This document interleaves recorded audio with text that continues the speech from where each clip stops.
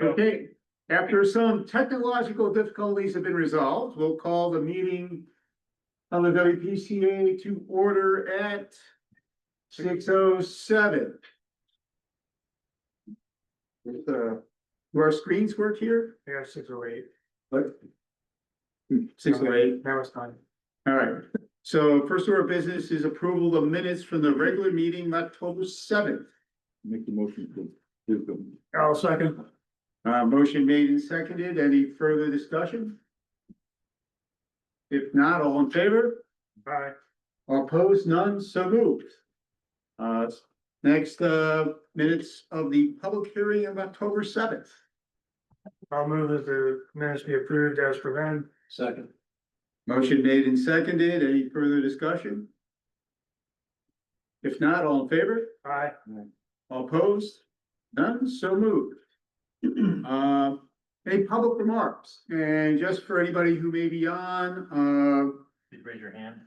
yeah, please raise your hand, and also, that, later on in the meeting, if you're interested to comment on the, public hearing for Long Crossing, that is under item 6B1. So if you have comments on that, specifically, you can hold it to that point, but any other public comments is more than welcome at this time.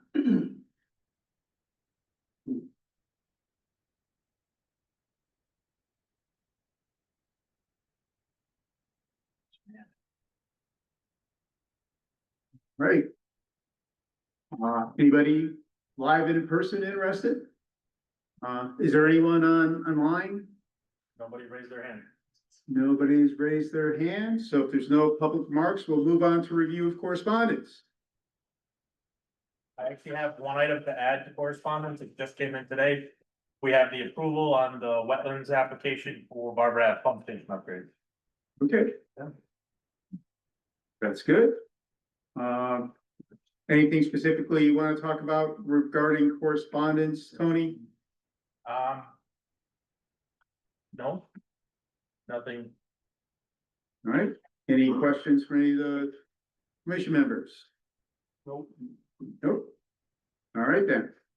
Moving on to item 5A, joint facilities update.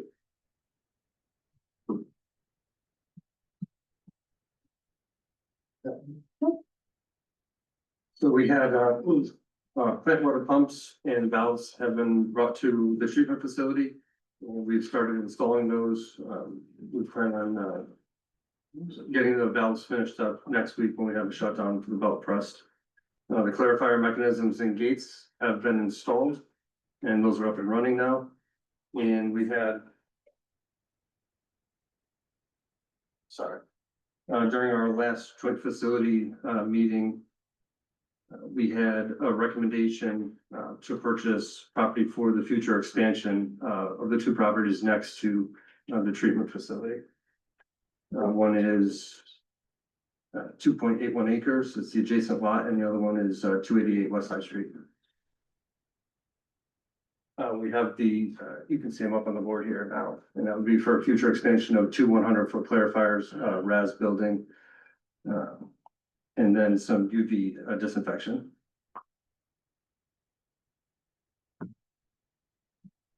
That's all I have for joint facilities committee update. Okay, then you want to move on? Any other questions on joint facility? If not, then moving on to WPC operations.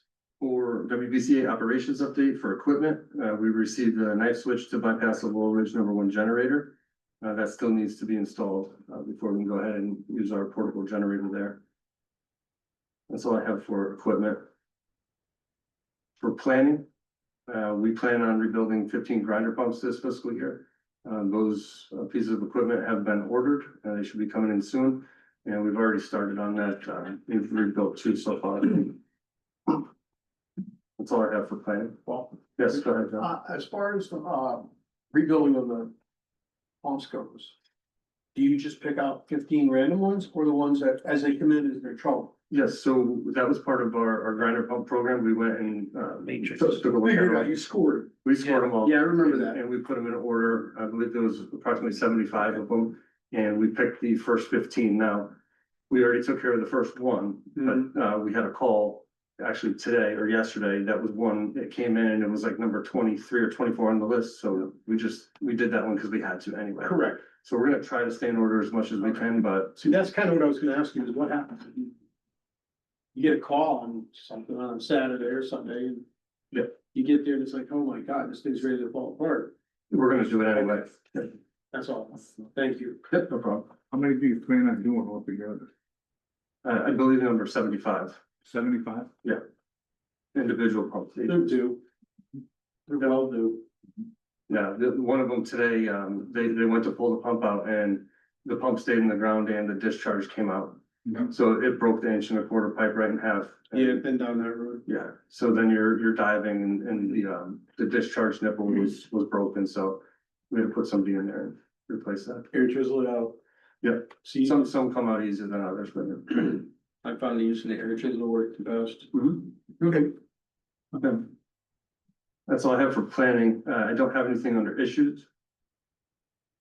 And for the operations update, Barber Ave Pump Station has been working great since those ABS soldier contract pumps have been put in. And we have had no clogging issues with that station. Thanks. Good, good. And that's all I have for WPCA operations update. Okay, Thank you. thank you. Anything else on operations, questions? If not, then we'll move on to management budget and budget status. Tony, You guys have any questions? is there anything we need to pay attention to? Yeah, You got anything to add to it? grinder pump repairs. We have spent 28,618. We've got 7,880 encumbered. And we just put together a purchase order for 39,000. About 35, 36. About 36,000. That gives us the complete stock we need to rebuild the first 15 grinder pumps. And also make sure we have a special extra stock of 5 in case something comes up during the year.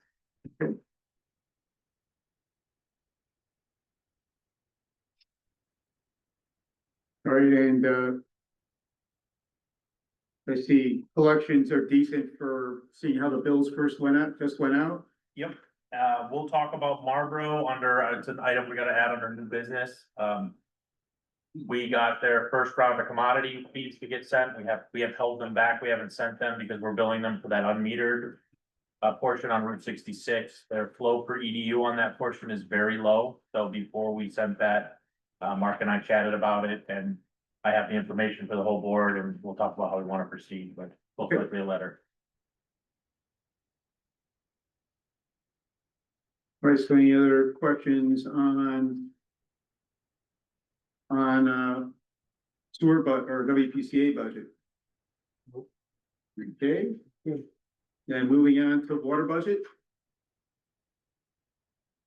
And Tony, anything we should be aware of at this point in the budget year? We did a bunch of work at Royal Oaks this year. We did the chemical injectors, we put in a mixer in the chemical storage tank. We were having a very hard time keeping the chlorine residual. So we did a lot of work last year on Village Center, and we've been focusing more of our work on Royal Oaks. Past year.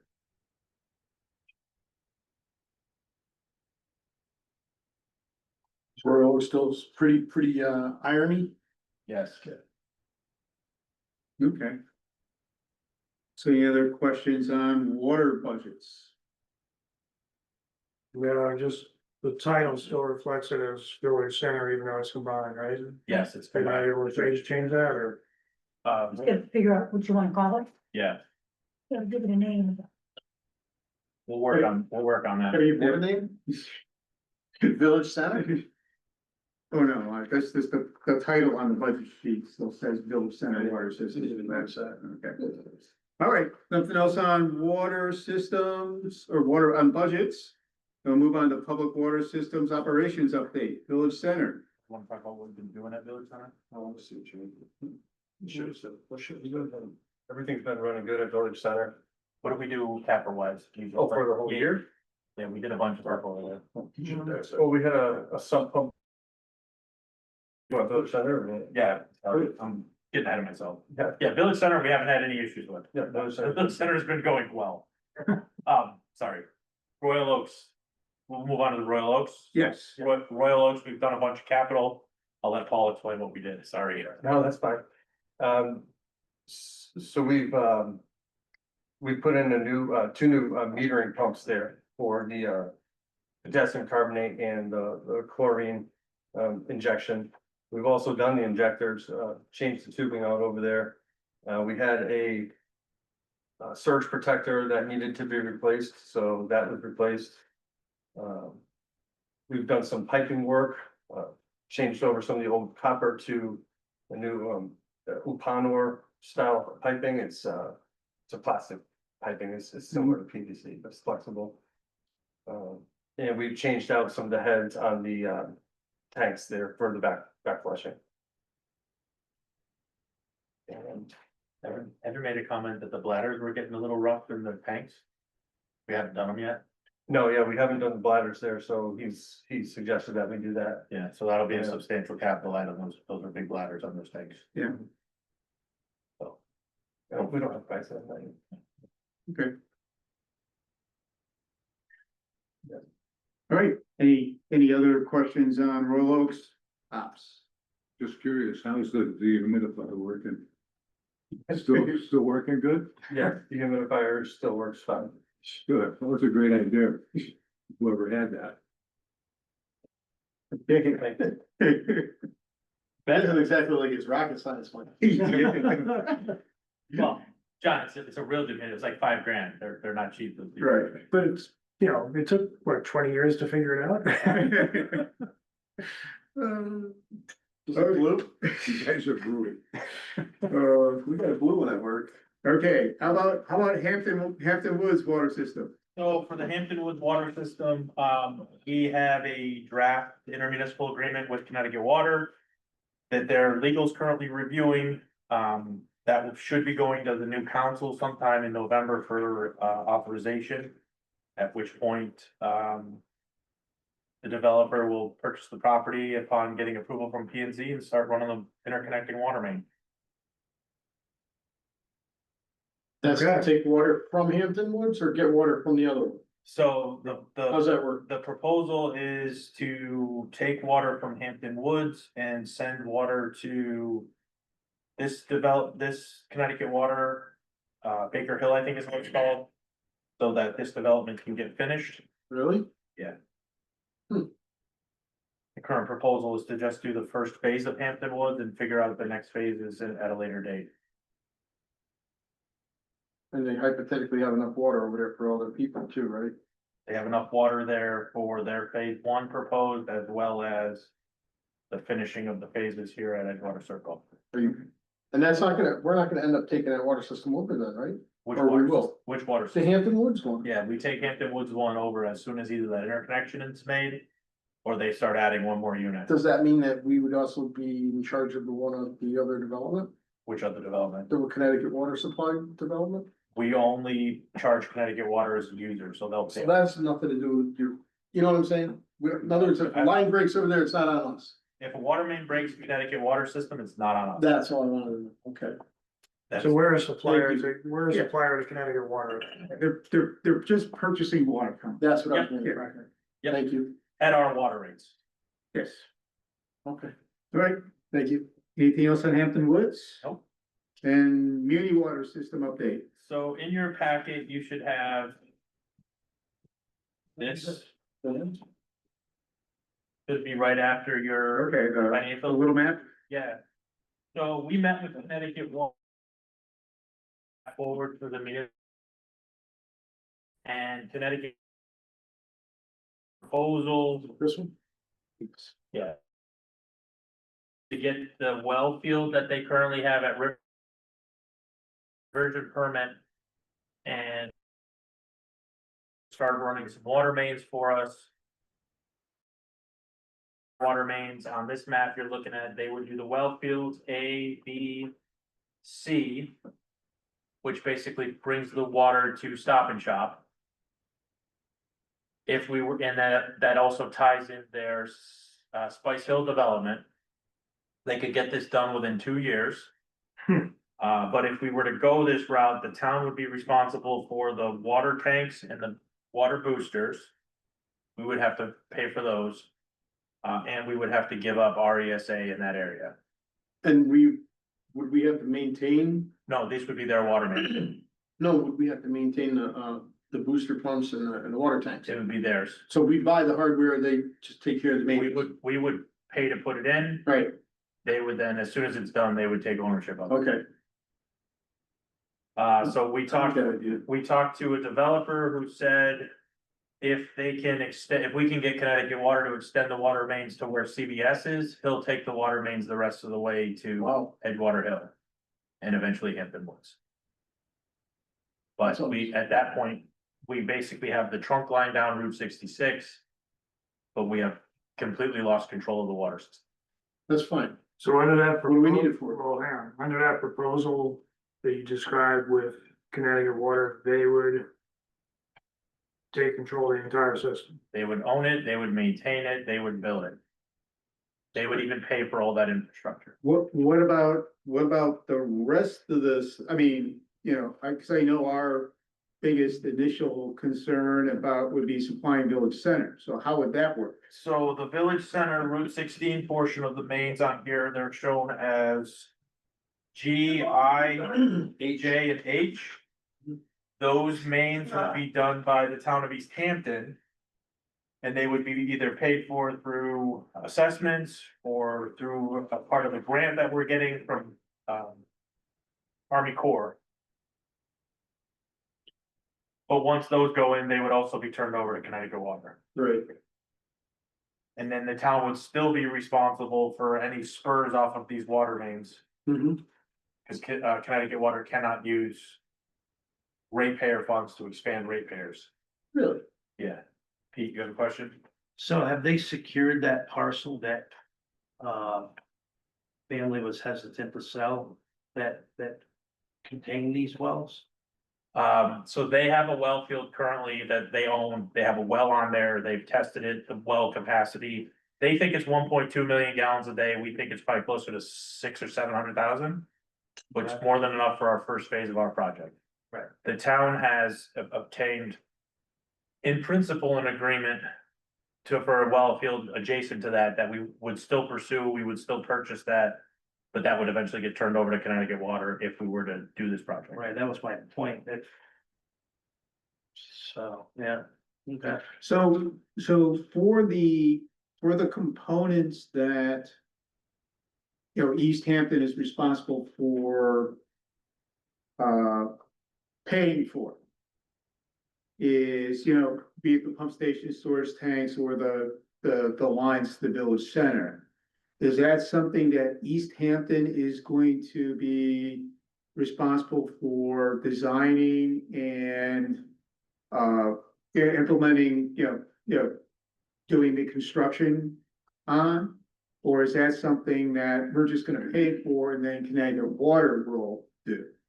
To be determined, if Connecticut Water does the construction, East Hampton will most likely pay for the design. But if Connecticut Water does the construction, they are not subject to the same regulations that we are. So. Back up a few steps. At this point, this is a proposal from Connecticut Water, This is a proposal from Connecticut Water, so which would have to get town council support. we'd have to get the support of the water committee, which that'll happen on Monday. This will be presented. If the water committee agrees on this, this is the way we want to proceed, then this would have to then go to the new council for approval. Is that the water committee of the town council or the water task force? I don't know, what It's is, the water, well, Task force. they're the same. Okay, they're set. There's town council members are on that committee as well as non-council members. Okay. and just so that we're clear with everybody, the roughly $52 million that are shown on this. Is installed construction cost. It does not have any soft cost, does not have any land acquisition costs. This is just Connecticut Water's assumed installed costs based on their database of type work. Pete, you have a question? And this is running strictly through the 66 corridor? not using Basically, it's- Track beds? No, this is gonna run on Route 66. So they would leverage off the preliminary design that the town has commissioned. Most likely probably retain our engineer to finish that design on this as well, yes. There are gonna be some tricky spots, there are some easements we need to get on 66, I mean, we've already identified a couple of them right near, 201 West High Street, for instance, where the Pine Brook crosses. To get underneath that culvert, there's also some telecommunications, we're gonna need an easement off the side and just do a stream crossing, so. I've been trying to reach those property owners to get that discussion started, and I've not had much luck. Any speculation on what size main that would be running? So right now, it's a 16 is what's proposed. We may wanna have a discussion and potentially upsize it to a 24 because there are other communities that are interested in eventually tapping into this well field. But especially if the other well fields could be joined to that, yeah. But East Hampton's full build out with fire flows is a 16-inch main. So you said that if this were to be approved and go forward, they could build out their components of this, Connecticut Water's components within a couple of. But they don't yet have a diversion permit, which is also probably a couple of years time frame. Correct. So I mean, I doubt they'd be willing to run that in parallel if they don't have a proven diversion permit. They're a private business, they may do things a little differently than we do. They may do things that, speculation. But I know one of the things in terms of, cost effectiveness is that, there was always a recognition that running the pipes along 66 or 16.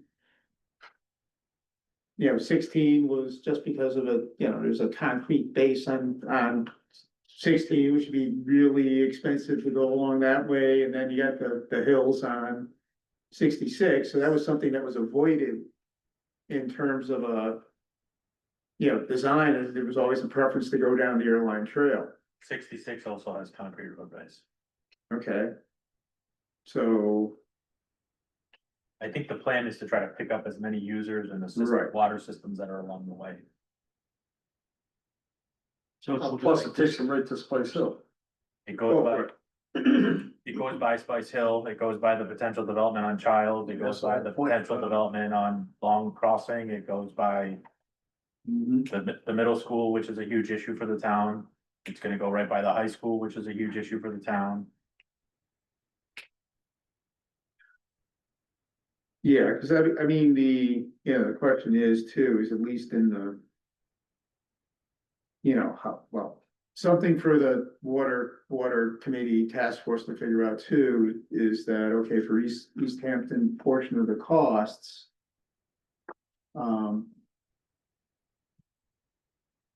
How would that portion of cost be funded outside of what we get in grants and things like that? And in terms of user charges and all that other kind of stuff, which is Connecticut, under this scenario, is Connecticut Water going to own the system and be responsible for charging users? Yes. Or is the town gonna do that? No, Connecticut Water would be, and they would not have a capital recovery fee, so we would have to figure out how we're recovering our capital debt service. Be it assessments, be it goes on the tax base. We'd have, So the capital costs, anything outside of what we got in grants would have to be somehow would be assumed by the town, and the town would have to figure out how it would recover that. correct, And that would have to And go that- to a referendum. That was just yeah.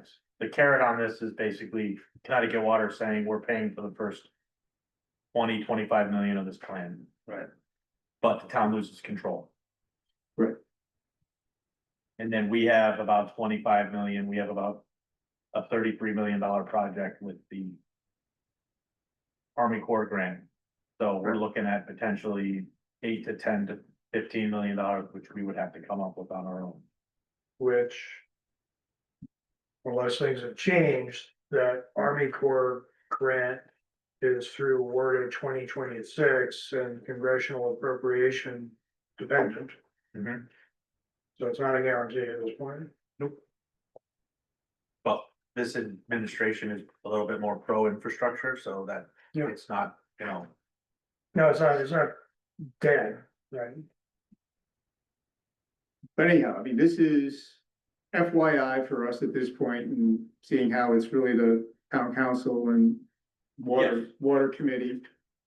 First plan with any type of feasibilities. Well, I mean, it obviously merits discussion. There's lots of questions at this Right. point, but it's certainly, Well, water, but at what cost? Yeah. yeah, Interesting development. it is.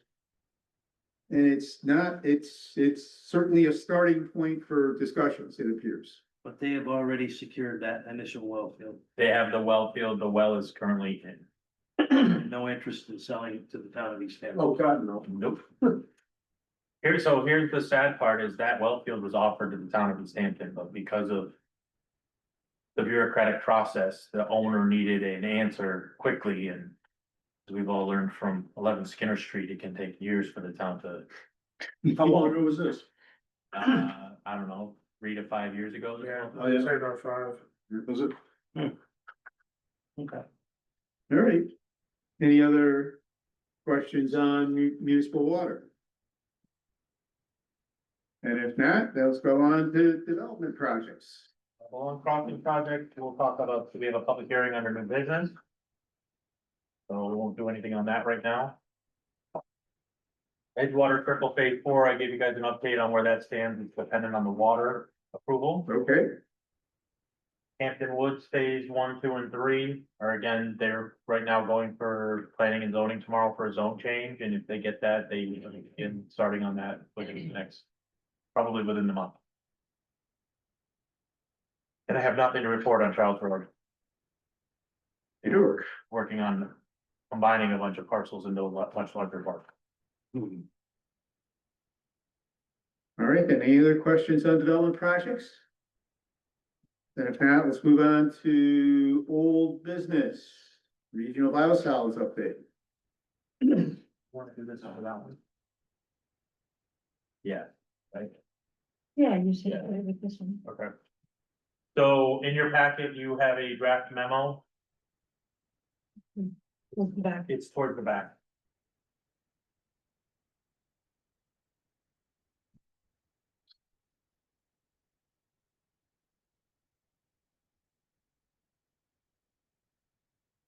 So. The challenge grant one? Yeah, Okay, yeah, so WPCA has a draft memo, it'll go to the new council, when the new council sits.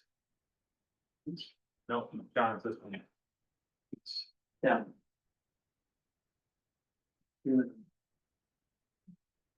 all right. We're gonna be applying, we're gonna be recommending that the council approve applying for a community challenge grant. To help support the biosolids facility coming in, it's an opportunity where we could potentially get some substantial infrastructure paid for by the state of Connecticut. In support of the biosolids facility, because it's an industrial facility, it's bringing in new jobs. It's a win-win for the town. So I've had discussions about this with the town manager, this will go to the new council. Once the new council's seated. Is this a little premature, Tony? I don't think so, but Given the permitting process, the process of getting these grants is gonna be time consuming as well. Opportunity to go after it, we gotta kind of get ahead of that. Would you have to hold any public hearings on this? Well, not you, but would he have to be like, you know what I'm saying? Because the people about them usually have You major issues. you mean the grant? No, the actual, the facility. Well, the biosolids facility is not located in the historic district, no, but there will be public hearings because planning and zoning would get a set of plans and yeah, planning and zoning would have to approve that. would we do that, would that happen before them going out for the grant? No, we would want to go for the grants first Okay. because there's a lengthy process of getting the grants and getting the infrastructure, and that can take several years, and we don't want to slow it down. And Uh, what happens, I mean, I understand all the, there's all the, tons of components to this. Yes, What would happen to the grant? Is it totally dependent on whether the biosolids facility happens or not? I don't know the answer to that, Mark. I know that if we're awarded the grant, we would then proceed with putting in the infrastructure. Right. So, We should know within the next month or two if the biosolids facility has obtained the piece of property. They are in negotiations with the property owner. The current property owner, so that advancement has happened. They have identified a site. And they have started negotiations to acquire that parcel. Now, when are you guys gonna audit one of these facilities? Or come back with field reports about possibilities of odor complaints, site conditions and whatnot? So, we don't have a timeframe on that one yet, Pete, but the plan is for us to get out to see the facility in Arkansas. We can't endorse this unless we understand the ramifications of the community. So, What's the town in Arkansas? It's Fayetteville where, University of Arkansas is. There's, the facility in Georgia most likely will not be up and running until end of 26 timeframe. So the Arkansas one's not a great comparison. It is his technologies, but it's they've got a lot more land and away from the public, so. right, but you know, if you guys walk the facility, you'll know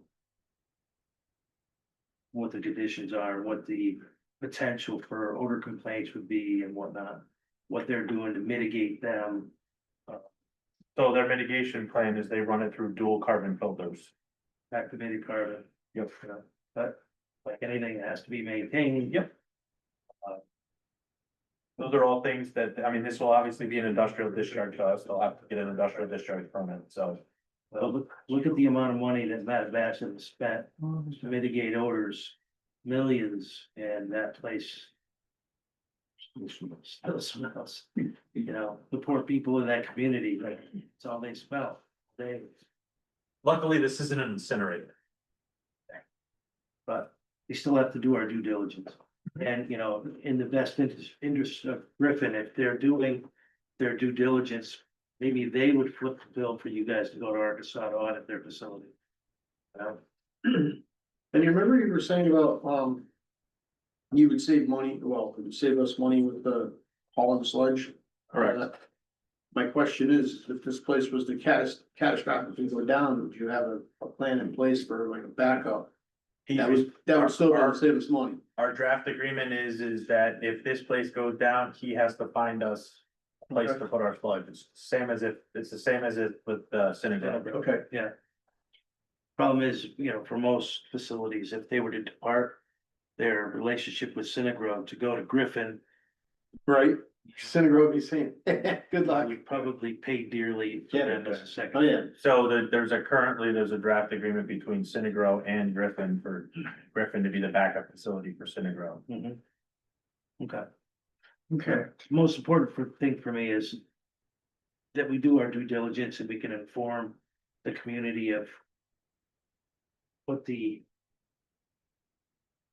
caveats to this might be, as well as the benefits.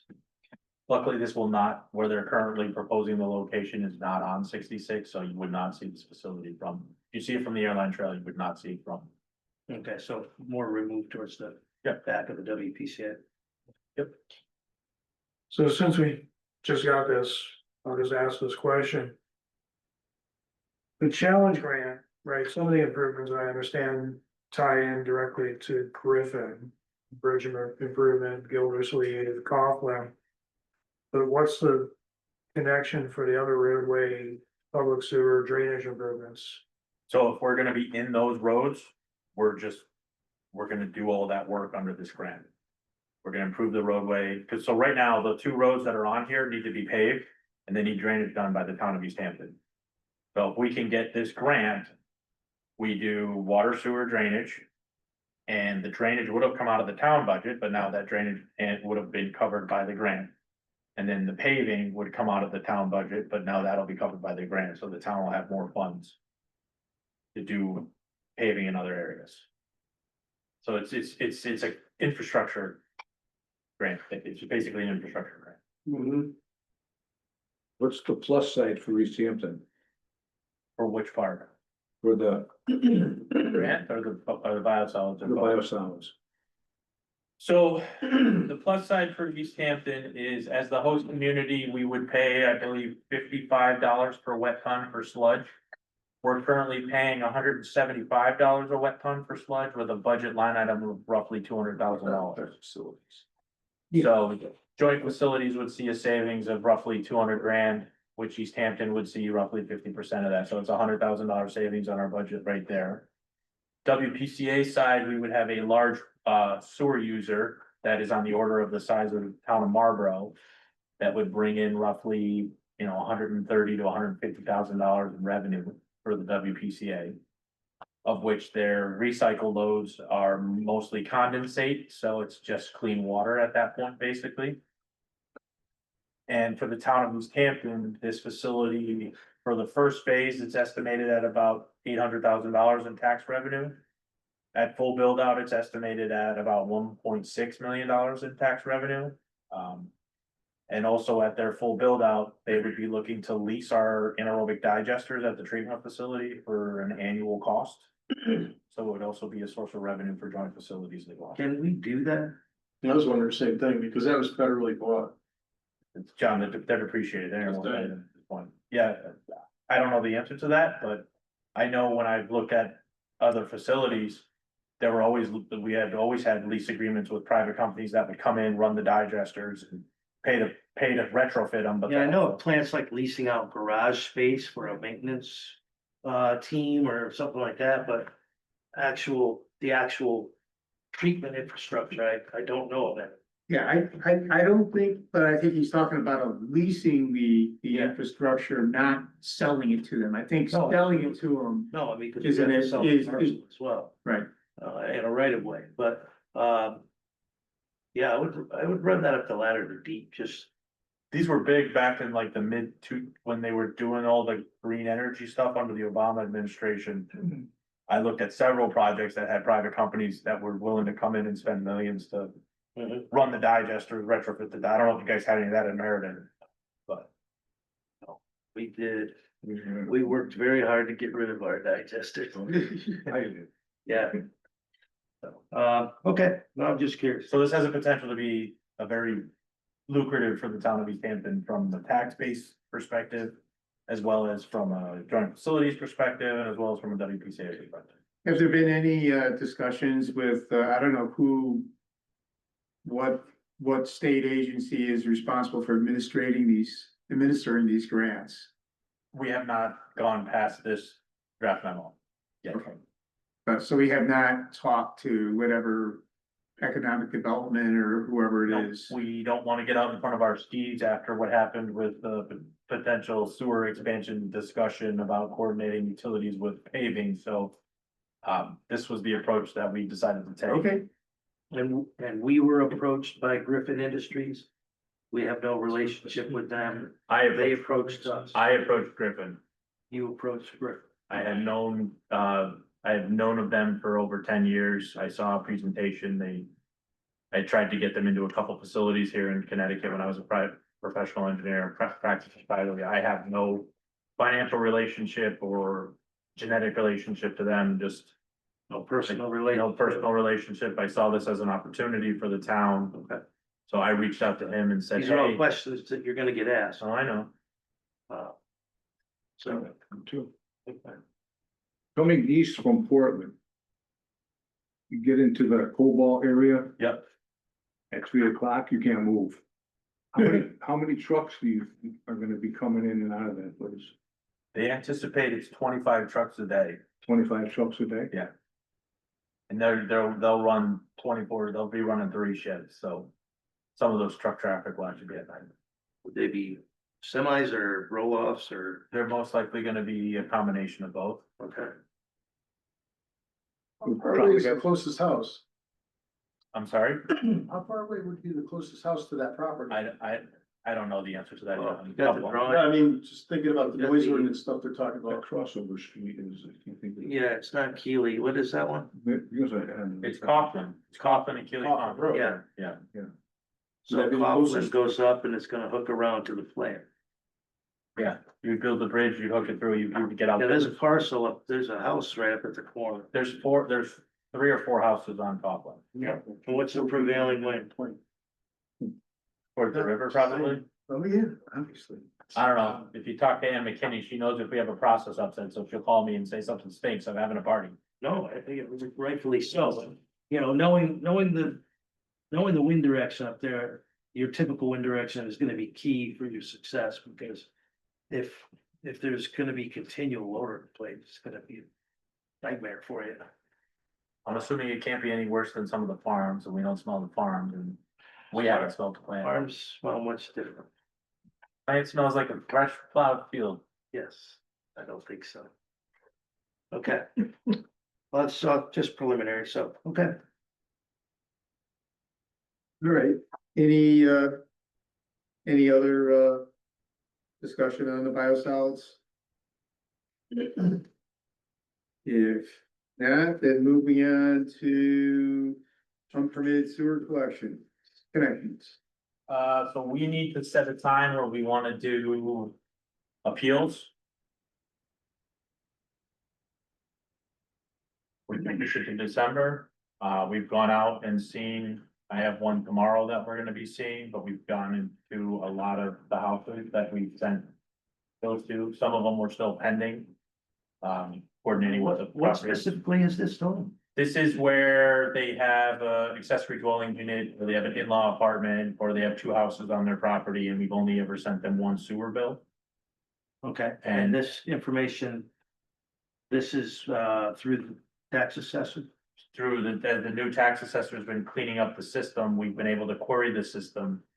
And we've found, I don't know, roughly 50 units that we recommended sending an additional sewer bill to. We did send the additional sewer bill to, and the people have come back and said, hey, this is not fair, you know, I've had this for 15 years or 20 years or whatever. Mhm. It was built through planning and zoning, and we've gone out and looked at it, and, you know, some of them, yeah, we agree there shouldn't be a second unit, and some of them are like, you know, you have a full kitchen here, you have a full garage, you have 2 bedrooms, a living room, and this is, you know, 1,400 square feet. And I get that your mother's living in it, because these are our rooms, so. Mm. Okay, so this should fall strictly on the tax assessor. No, this is us, we send sewer bills. Right, so, but would the tax assessor be the person to visit the dwelling instead of the WPCA? No, I've been the one to I've visit, already done this. Why? to document everything, because this is that memo we put together last month that says, if you meet this criteria, you're getting a second sewer bill. The tax assessor can't utilize that documentation. Well, she is, and ours is matching hers. Oh, so she's asking you to go with her. No, we're going out. The only time she's going out is if there's a discrepancy, for instance. There was a house on Brook Trail that was listed as having 2 houses. And they came back and said, hey, I've got it. One of those houses is from 1927. It's been converted into a garage. The electric's been removed. The water and sewer have been disconnected and capped. Excuse me, it's been converted to a shed. Well, they're being taxed as if they have 2 full houses on their property. So in that case, she would go out, she would look at it and go, yep, this is not. Okay. There was one on Edgerton where they were listed as 2 3-family units, and they're actually 2 2-family units. So she came out and then she changes the assessment based on getting into the problem. Okay. All right, no, I was just curious why you were going out versus furnishing them with the information. Yeah, so we're documenting everything for our purposes, because a lot of these people are deciding to challenge it even after we've gone out and said, this is our guidelines. You know, you have a separate entrance, you have a separate garage, you have a complete separate kitchen, you have a separate bathroom, you have a separate living room, you have a separate dwelling, you know, you have a separate bedroom. And they're like, well, I don't agree, so they want to challenge it still. But it's all on the same ladder, Correct. so it's just occupancy. It's basically another family unit. Based on the new town regulations for accessory dwellings, they could theoretically rent that. We reviewed, modified and approved that policy last month, right? We did. And that was the basis for the letters that you sent out. That was the basis for the letters we sent out. But there are still people who I've explained this to that don't agree with that and want to be heard, so. That's what we're supposed to do. So again, so we had talked about, potentially doing this at a special meeting. Correct. So. We I could do it. I guess, do we want to do it? If we don't do it this month, I would recommend we push it off to January. Because you're gonna be getting into holiday season, people could be coming and going. Yeah. A Christmas present. Yeah, I mean, it would seem, January would probably be a better time to do it, and so that we could, set a date at our next meeting, Okay, which is first week in December. If you were to guess at the number of people that may attend, what would you speculate? probably 20. Okay. All right, I mean, Mark, should we make that just a meeting in and of itself? Oh, yeah, I think we want to have a special meeting. Yeah, that's the plan. Yeah, that would be the plan. We would do it as a special meeting, only discuss that, so we just have, Okay. and we line them up. We give an order to it and, Yeah. I don't know if we want to set a time, I don't know if we can set a time limit or. I think we're just gonna say the meeting's gonna start at 6. This is the first property up, you need to be there and everybody should be there at 6. Yeah, And we're just gonna go boom, boom, boom, boom down the list. Okay. I know there's 2 grinder pumps that wanna challenge it.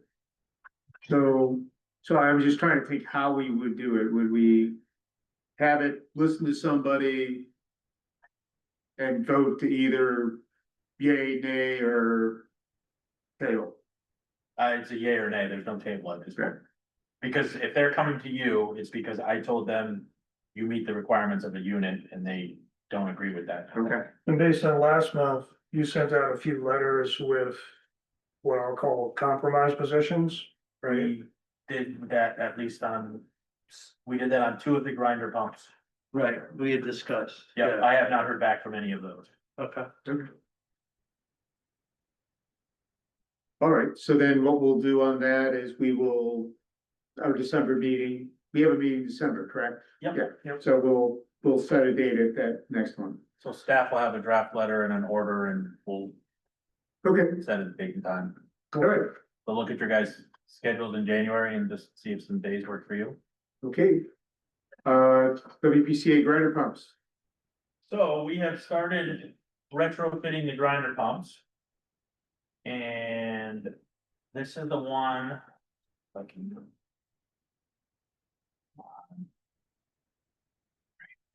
So this was on Bay Road. This is the grinder pump that came in today.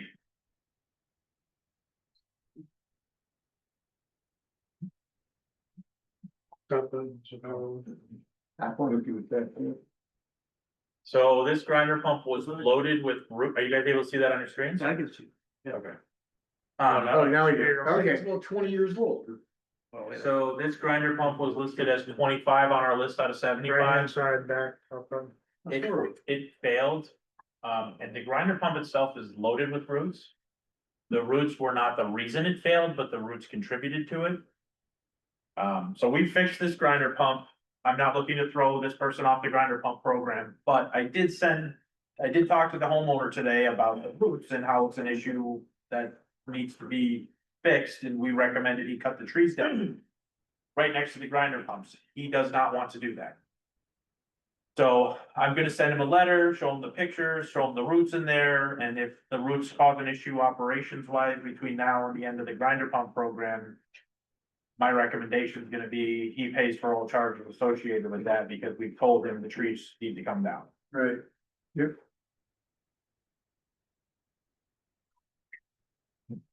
Well, here's kind of a better view here. Well, I'm glad to see you rooted out the problem. Good one, John. I like it. So as John said, this grinder pump probably hasn't been touched in 20 years. I mean, that's an isolated incident. I mean, How often are you guys running into? Probably not often. Root I intrusion? think this is the only one we've seen. Yeah, I've seen probably 3 or 4 of them. On grinder pumps? Yeah. Okay. So one of the things we are going to do, Part of the piping I see up around there. actually, what happened on this one is they had an electrical issue. They replaced the electrical box on the picture you're looking at. That's that little green box in the bottom left. That's a junction box outside. The junction box used to be inside the wet well, and it Yeah. looks like the roots somehow made their way through the foam seal. And came in that way. And this was done probably about 3 years ago, so all the root growth happened in about 3 years. yeah, but that very old junction box needs code, so. This one, the new one does, and the roots weren't coming in that junction box, it was the old electrical penetration where the roots were coming in. Yeah. I actually have a photo of that. This tiny little hole is where all the roots came through. Yep. Really? Yep. Well. They're looking for the source of water. Yep. So we're gonna send him a letter. They found the source of water. Yes, So what is that penetration for? that was the old electrical penetration. So couldn't you just seal that over? It is sealed, it's sealed with foam, with spray foam, right? They should have fiberglassed it. Okay.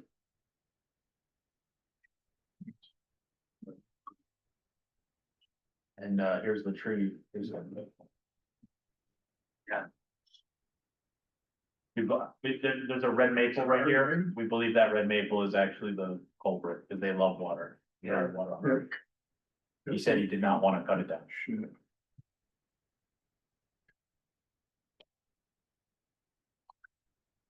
Exciting.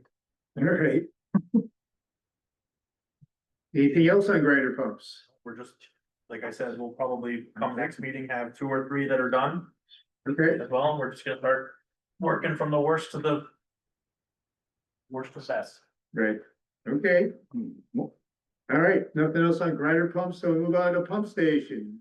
Barbara Ann. So, we got approval last week from wetlands for the work we're gonna do at Barber Ave. We're gonna start that, this month. And once that is done, we'll do all the site work and relocating the generator. This year, we will be raising the wet well structure and putting on a new top slab, and that pump station will be completely upgraded and done. Some of that money will come out of capital, some of it will come out of our building equipment and maintenance and repair. Okay. So we would like to start trying to do one of these a year. The next pump station we'd like to do is Pine Trail.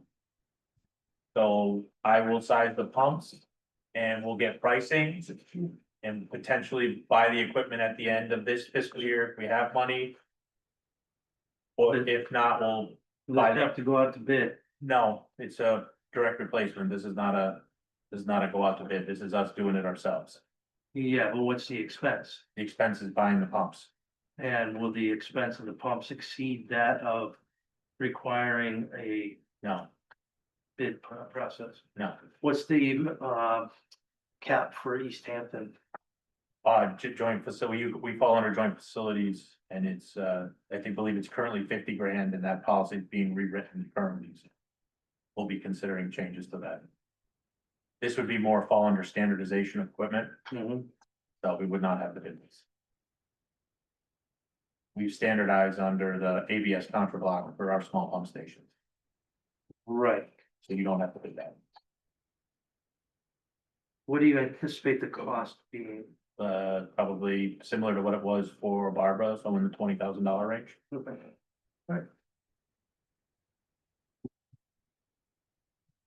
right, nothing else on Pine Trail, going to Bear Swamp? So, we have had some substantial issues with 2 pump stations on Laurel Ridge 1 and Laurel Ridge 2. We have some serious, I don't wanna say serious, but we have substantial capital we need to expend to upgrade those. They're not very efficient. One of the pump stations doesn't even have a concrete wet well.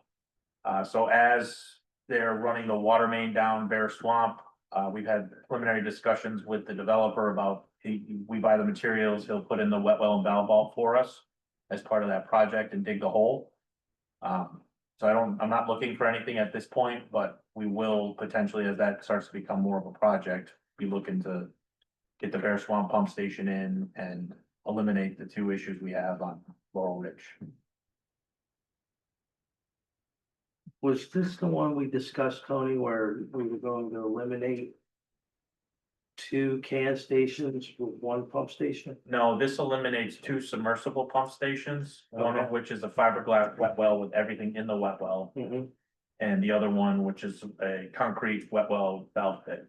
Okay. These pumps currently run a ton because they're terribly sized pumps. They have a lot of head on them. Mhm.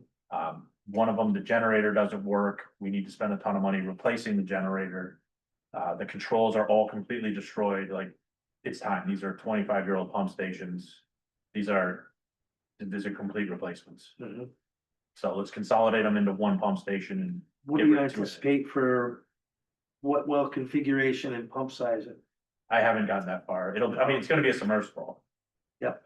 I mean, they won't be huge pumps, but it'll be a submersible, be very similar to Pine Trail and Barbara. Oh, okay. All right. So this falls right within our standards for everything. When you say pump station, I think. Yeah, you're thinking a big boy, John. Yeah. Pete, this is not a, Cans. this is not a big one. Alright, so that's still something that's very early stage. Very early stage. Okay. If nothing else on pump stations, then, plan and conservation development updates. No. Yeah. The data has been presented for the planning, conservation and development, and you guys have excerpts of that in your packet. So there's just a couple things that I thought that would be good to highlight. This is not official data, this is just what the town has provided us. I love how it didn't rotate it when it printed it, it printed it instead of auto rotating. So population, the population in East Hampton in 2000 was 13,351 people. Population in 2025 is 12,562 people, so almost 1,000 people down. I know it, everybody's saying we've got all this development going, but we've lost. It's because household sizes have shrunk. A lot of empty nesters now. You had 4 people in a house, you're down to 2. Our housing stock is actually up. In 2000, we had 4,125 households. In 2025, we have 5,279 households. Here is your age pyramid. Our biggest age bracket is the 69 to 59. If you had saw, I didn't put it in here, but if you saw the data from 2000, our biggest age bracket then was 45 to 35, so this bracket is just moving up. And this kind of makes sense when you look at the household. The population size decrease. This kind of gives you just the demographics of how our housing is set up. Most of the housing in town is single families. The housing that we're missing are the multi-unit, smaller units for basically the younger people to entice them to stay in town rather than moving to places where they can get that type of housing.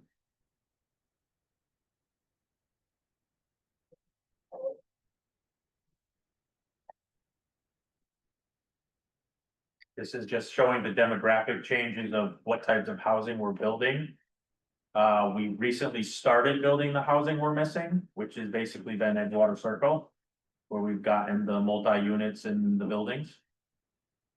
And it seems to be very successful. Just shows it in graph form.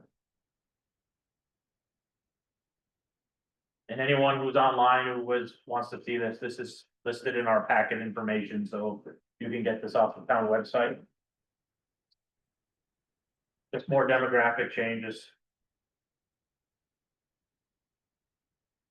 Median household income for town of East Hampton is just shy of $120,000. Owner occupied households are just shy of $130,000. quarter of the town has an income between 100 and 150,000. 35% of the town has an income of 150,000 or more.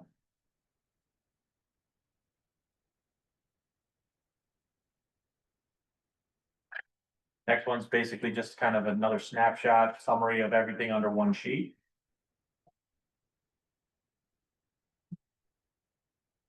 Talking a little bit about the town education budget. Since 2007, the school enrollment is down 411 students. And the budget is up $14 million. So we've had a lot of development since then, not a ton, but the enrollment is down. Cost is up. And then here's it just in graph form over that same time frame. You had a spike in 15, 16. I don't know what happened there. Maybe the year 2000, there was a lot of births. I have no idea.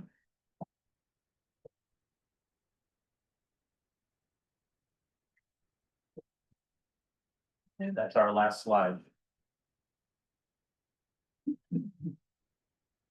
That is pretty interesting stuff.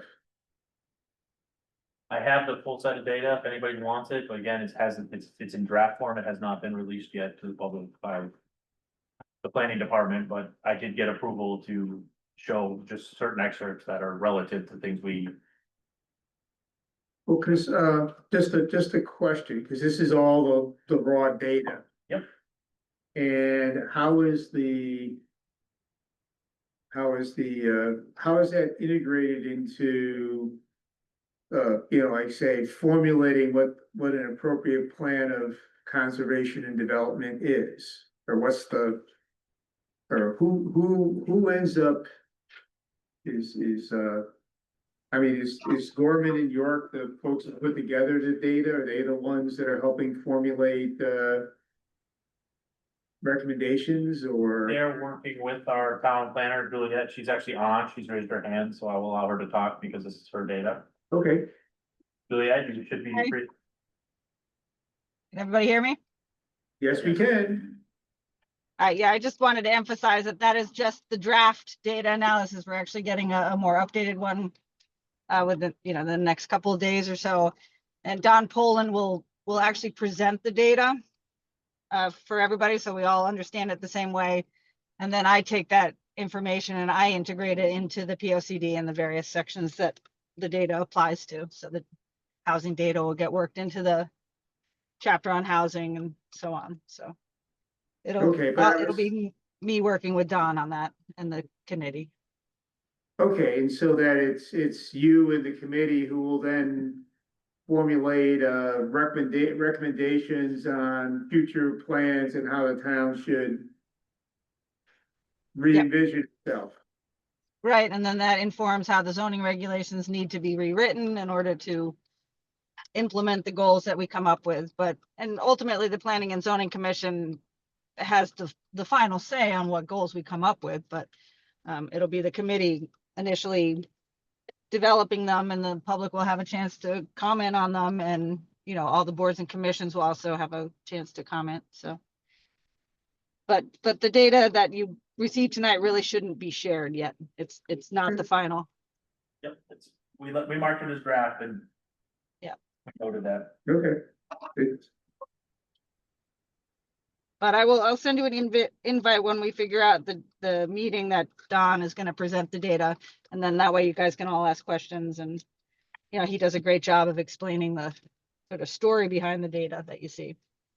Very, very well spoken. Okay. And there will be a special infrastructure Yep, Meeting. Discussion that you guys should be in attendance to. I'll be in attendance, Juliet will be in attendance, but we'll be talking about the town's infrastructure needs. Obviously, we have water and sewer under our purview. And that's a future upcoming committee meeting. I think it'll be more like a public hearing. I don't want to say public hearing, it'll be more like a discussion where Okay. we talk about. An open house, like Yeah. the ones that were held before. Yep. Okay. All right, Juliet, you can put yourself back on mute if you want. Thank you, Juliet. thank you. Okay. I'm driving, so I'll try to figure that out. I got you. You're on Yeah, mute, stop so we're good. All right, any other questions or discussion on the plan of conservation development? All right, if not, then we'll go on to Clark Hill extension. Yeah, so I talked to the property owner at 65, 67 Clark Hill. They have a failed septic. Their preference would be to tie into sewer.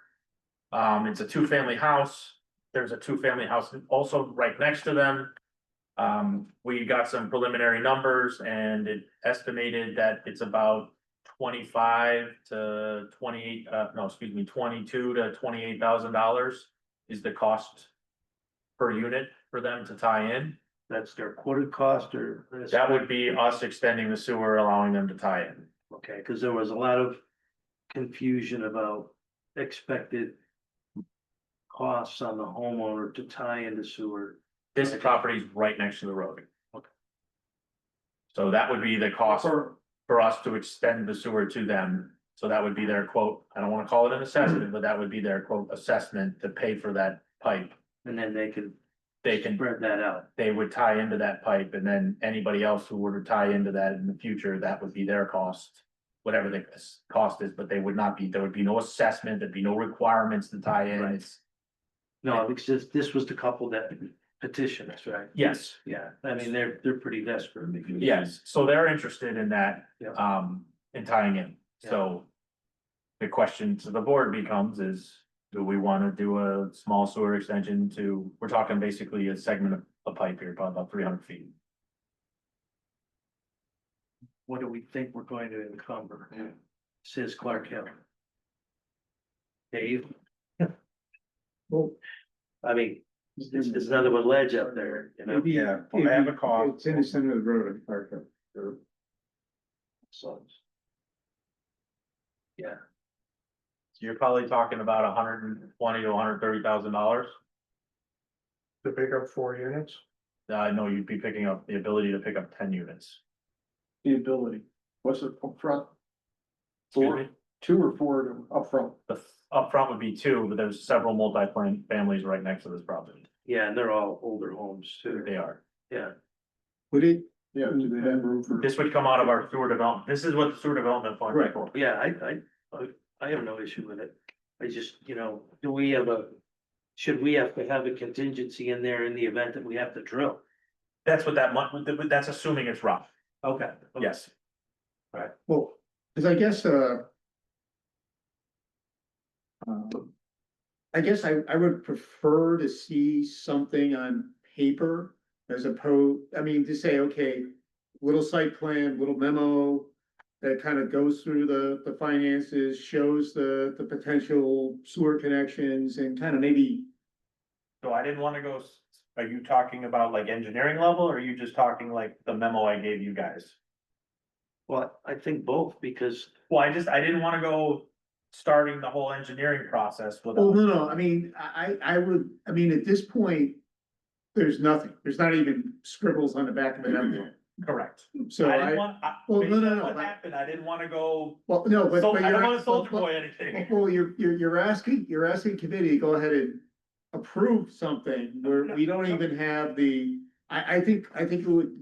Not necessarily seeing engineering level details, I think the next step would be basically seeing something which basically on a, pro forma basis.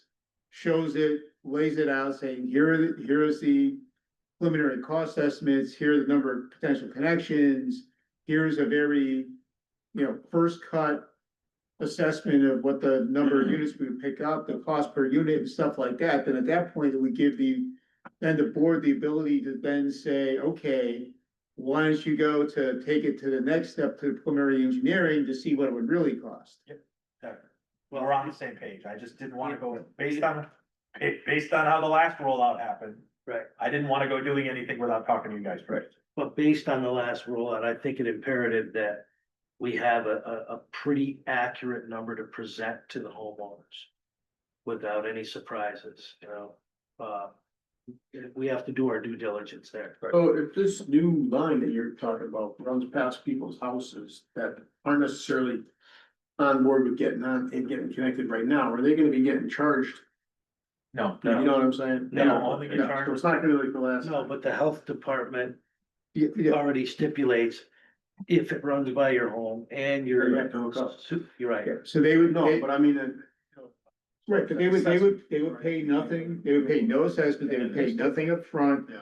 They would only pay if at some point in the future that their septic system failed and the Department of Health basically says, nope, you gotta hook up to the sewer, so. But at that point, potentially, you know, the cost of hooking up to the sewer hopefully is gonna be less than whatever it's gonna cost them to redo the septic system. If it's in the kind of numbers you're talking about. yes, and not only that, we allow them to pay it back over multiple years, not all up front, so they're in a bad, from that benefit. Yeah, now as your, Tony, I'm assuming your footage. Did that take you as far as Tiffany? No, you'd be one manhole away from, Mark said you'd be another, I think Another it's three like, hundred feet? I think it's like 700-800 feet to get to Tiffany, so this kind of gets you halfway there. Park City wanted it. I am, my thought process is, would it be in our best interest to go to the nearest intersection? Rather than, We have the money in the sewer development fund to do that, yeah, but you just gotta remember, we're, you know, that doubles the cost, so if it was 125 grand. No, that's it's- I mean, Well, I but think- the other thing to remember, this is. if we can accommodate these homeowners, that'd be. Yeah, I mean, the thing is, I think it's something to accommodate the homeowners. Yes, yeah, I think it's the prime driver of this. I know there is a gentleman who has a 50-year-old septic at very close to the intersection of Tiffany who would be interested in tying in. But he hasn't had any issues so far with the septic. He's just worried about it. He knows it's 50 years plus old. So I think Mark's point's well taken. We need to see something Yep, more I'll concur. concrete. And the other comment I'll throw out there is, in prior discussions pertaining to Clark, pertaining to Hog Hill, and probably a couple of others, we've talked about not necessarily doing the expansion projects reactively, right? So I'm not saying yay or nay on this.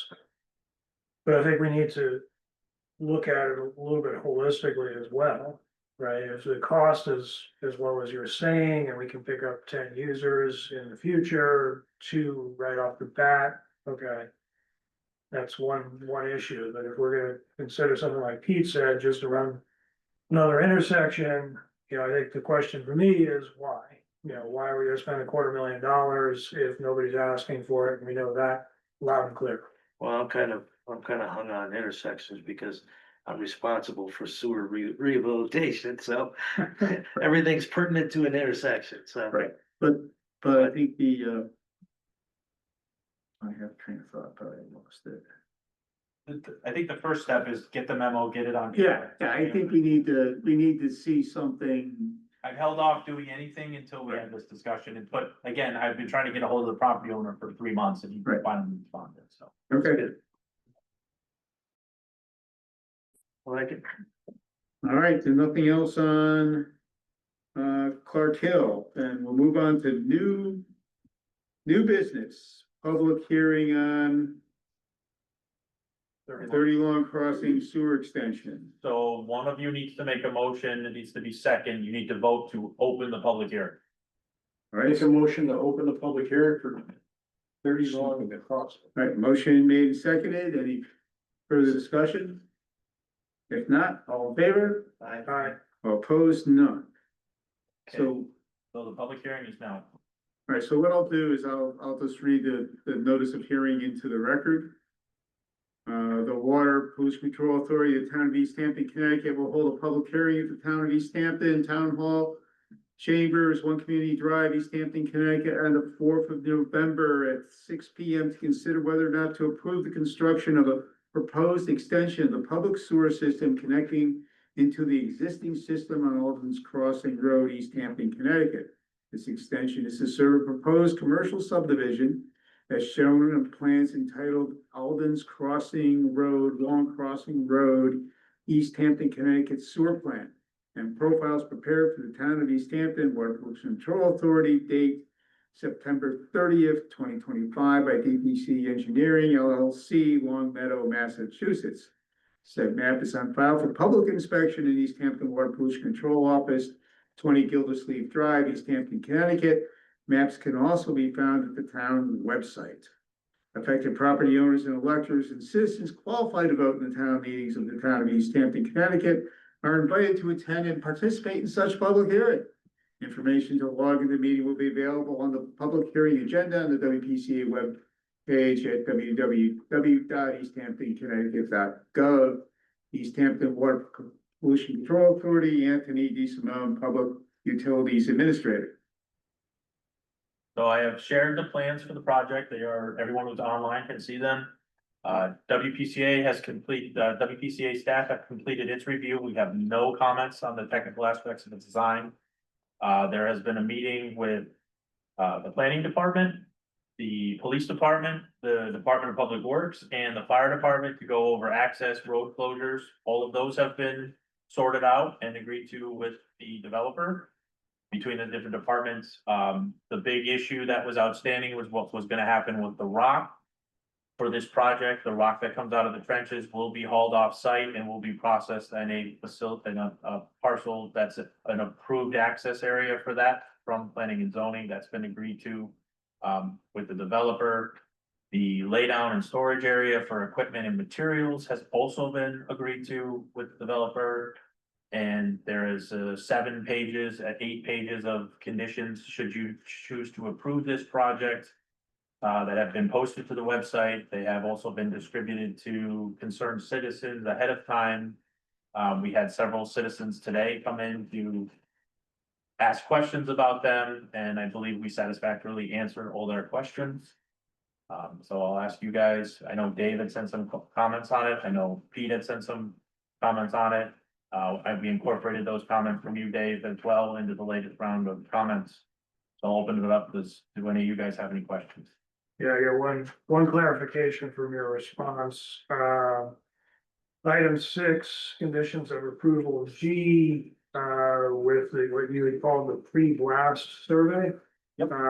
What I was recommending was that it be a pre-construction building survey regardless of the methods used for rock removal. So blasting is obviously has a higher potential to cause structure damage, but rock hammer can as well, depending on the competency of the rock and how close it is to the foundations. Yeah, so we modified the approval to say. Pre-batch survey shall have a minimum radius of 500 feet and shall be coordinated and approved by WPCA and the planning department.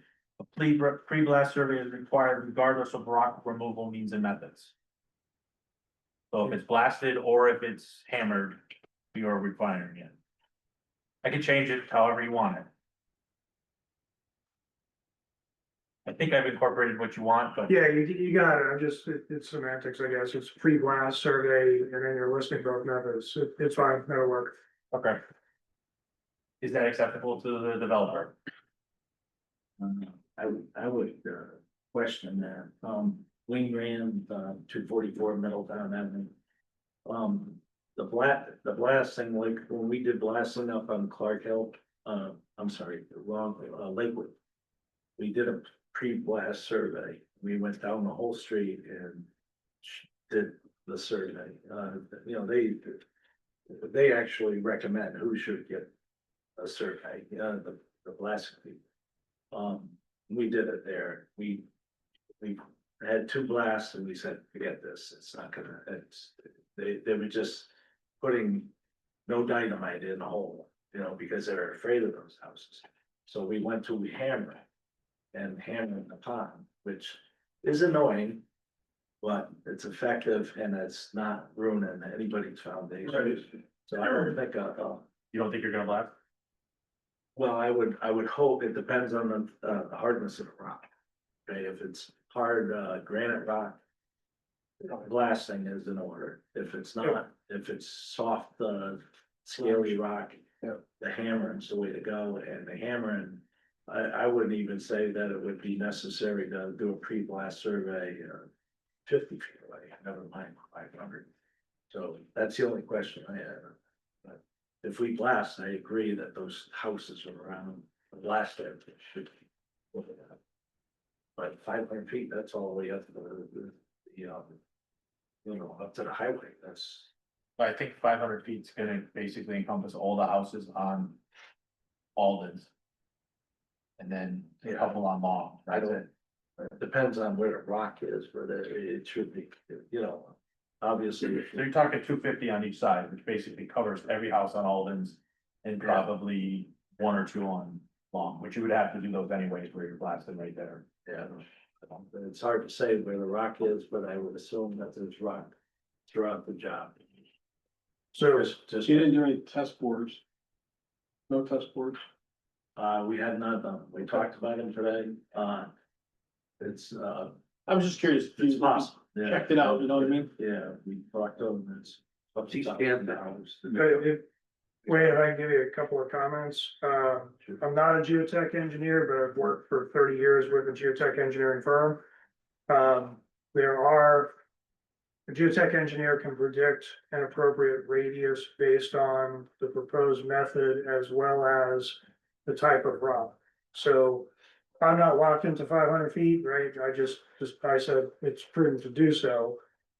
So, Tony, if you would consider the geotech engineer's proposed radius based on an analysis, I would find that acceptable. Okay, I went online and they recommended a minimum of 250 and a maximum of 5, so that's why I picked 5, but I'm okay with it. And then the other comment is, I don't know how to put this, I guess, in the interest of all parties, given the controversy wrapped around some of these issues, what we found I'm speaking personally from my former private practice. We found doing the pre-construction video and photo documentation protective of everybody in place, right? So you don't wind up with a circumstance, the town doesn't wind up in a circumstance where, hey, this crack in my wall formed because of your activities, right? It's just a prudent course, given all the interest. That was part of my thinking as well. Absolutely agree, it protects us to, you know, the contractor, so, and, you know, if it's necessary, we'll do the blast it, but I guess my question is, we can chip it out, I don't think that's necessary at all, but I guess that. Depends on what's there. Yeah. It all depends on what's there. You know? Yeah, if it's hard rock, we're not gonna be chipping, so. Mhm. And all indications over there is hard rock. Really? So, That's what you ran into at the. yeah, across, I mean, a lot of boulders, a lot of granite boulders, very hard rock.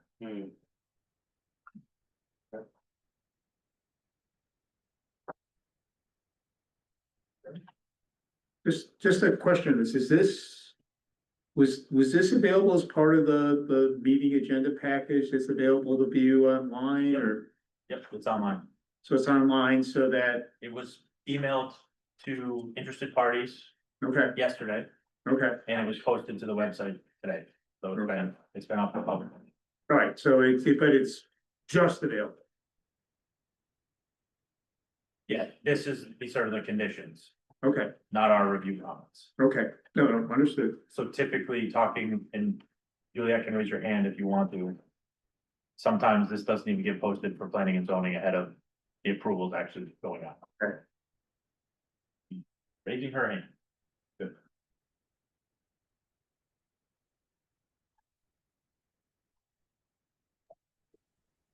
Hi. After that, you- Yep, I mean, materials actually supposed to be 10 days ahead of a public hearing. So it hopefully was available somewhere 10 days prior. Yeah, all the plans have been available 10 days prior. okay, but the The conditions of. draft conditions of approval have not been, okay. That's okay, yeah. But, I'm sorry, The conditions of approval are okay to not be available, but the plans have been available since, I don't know, October 5th. okay, so the plan, so that the conditions of approval don't have to be available at least 10 Correct, days in advance, okay, correct. We've tried to be extremely transparent with the public and I think it's been well appreciated by the people that have taken the time to look at them. okay. So, you know, at this point, I guess, does the board have any additional questions for Tony? And then, if not, then what we'll do is open it up, and I guess first, you know, Mr. Rand is the developer, do you have anything you want to say at this point first? My engineer is also online, if you have any questions about it, it's pretty straightforward, very deep, it's not the easiest job in the world to get it up to where we need to eventually service the town down the road. Right. You know, we don't need it, but, you know, we understand that in the future, you may have to hook up hundreds of houses down the road, and, you know, so it's, you know, we're looking at the job now, pricing it up, and we need to move forward. I'm not sure, I can tell you up front, there's been discussion about what we're trying to service here, and I don't know. All I know is it's 10 acres of commercial property. It's probably the biggest piece of commercial property in town. And it makes sense that it's serviced with sewer, whether there's 7 commercial lots or whatever. I'm gonna put in there. Makes sense that it's a sewer project. But, so that's why we're in front of you tonight. Okay, thank you.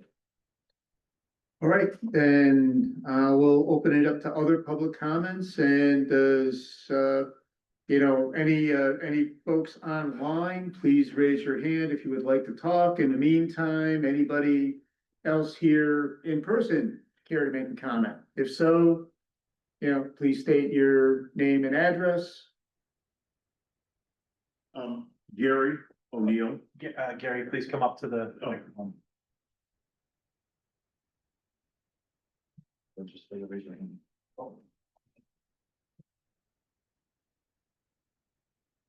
Gary O'Neill, 14 Alden's Crossing.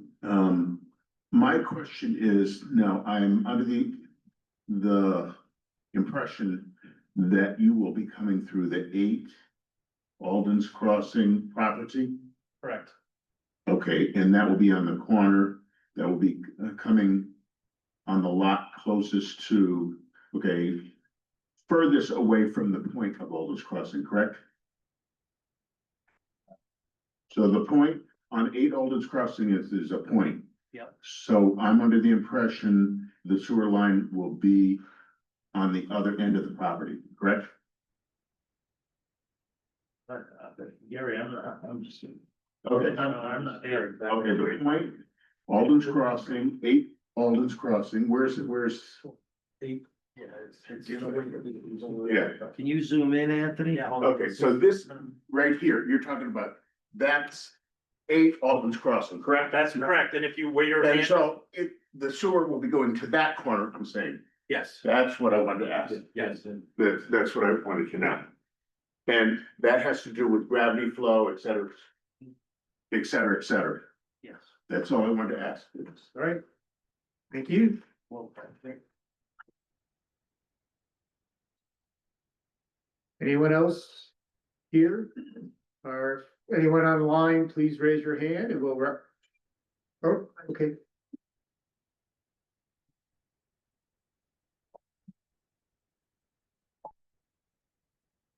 Linda Johnson, 21 Long Crossing Road. We talked about the blasting and protection of the foundation. Is there any protection on the wells, like if we lose water?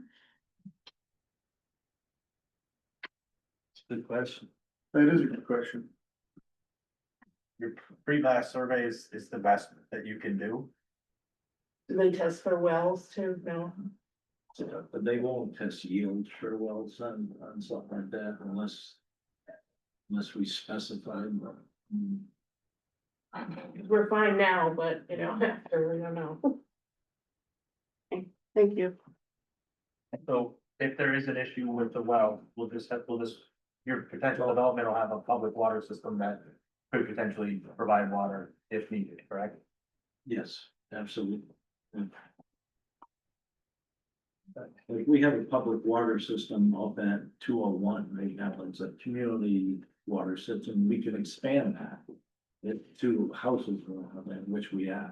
So this, what is proposed is a separate water system, than community water system on this project, but you know, if something ever happened to somebody's well in the area, we could probably definitely have the capacity to just have to have the pipes, you know. Right. And that's a water council issue, not our board. Right. We've made it'll be a topic that'll be discussed is while this is going in, we also put water mains in. Okay. All right. Okay. All right, anyone online?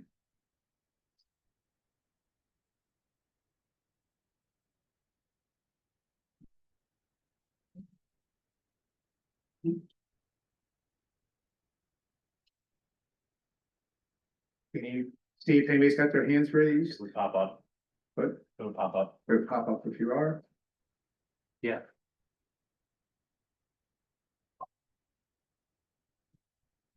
Okay, Hold on, there was a hand raised. I don't know if I can get to it. Let's take it down. Stop that.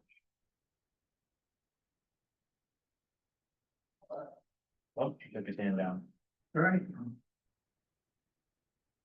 Want me to ask him if he actually wanted to talk and made it back? Yeah, who was it? It was Joe. Joe. Oh, there it is. Oh, Joe raised his hand. All the way to the top, yeah. All right, Joe, you can unmute yourself and you can talk.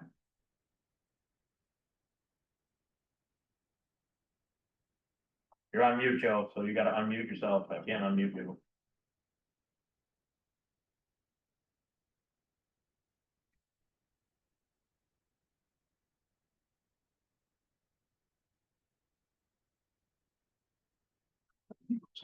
Right there.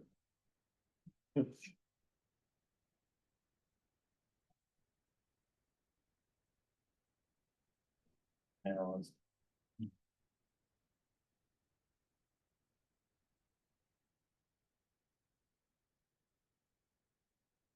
so you're still on mute.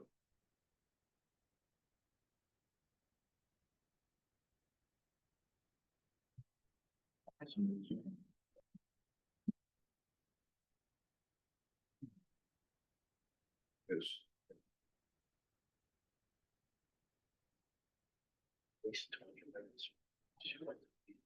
All right, Joe, you should be able to unmute yourself and talk. You're currently on mute. I can't unmute you.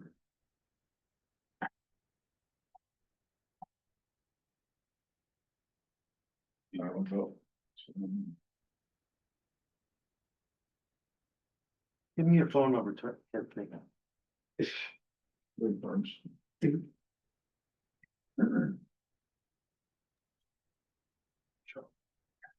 Juliet, you can unmute yourself. Hey, there you go. You can talk, Juliet. Okay, Juliet Hodge, Town Planner. I just want to make sure that, if you are approving this project, that you identify the areas where it's suitable to stockpile materials and park trucks and the laydown area and that sort of thing. So, because I don't think planning and zoning or just zoning is going to have any oversight on this project. So I would ask you to clarify that and clarify that materials won't be processed on the site. Yep. You do that. Thank you. So that is, conditions of approval, item 6C.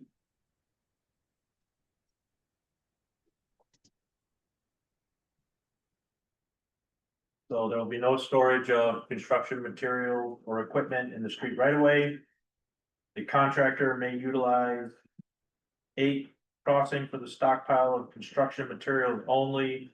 That would be already processed crushed stone, sand, gravel, and other materials for use within the trench, excavated materials to be reused within the trenches or trucked off site, manholes and manhole appurtenances, and gravity sewer pipe and appurtenances. That's acceptable to you? Yes. And for heavy machinery, we had, Juliet, we had proposed to actually have a meeting about that, where the equipment would be stored, but Wayne, what is your proposal for the storing of your construction equipment? eight, Alden's Crossing. You want to start on eight as well?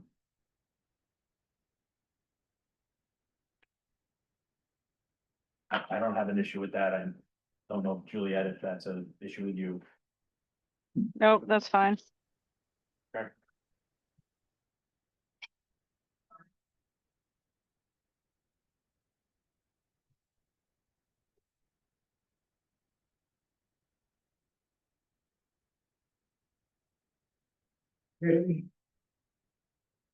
So All right, any other, Gonna ask Joe again. Joe, you can unmute yourself if you want to talk now. We can at least see you on camera, but,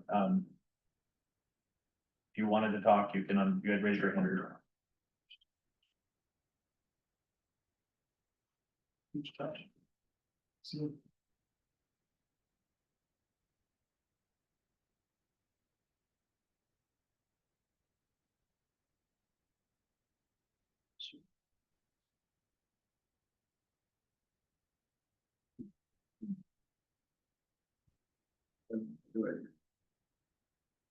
My grandson, he's 10 years old.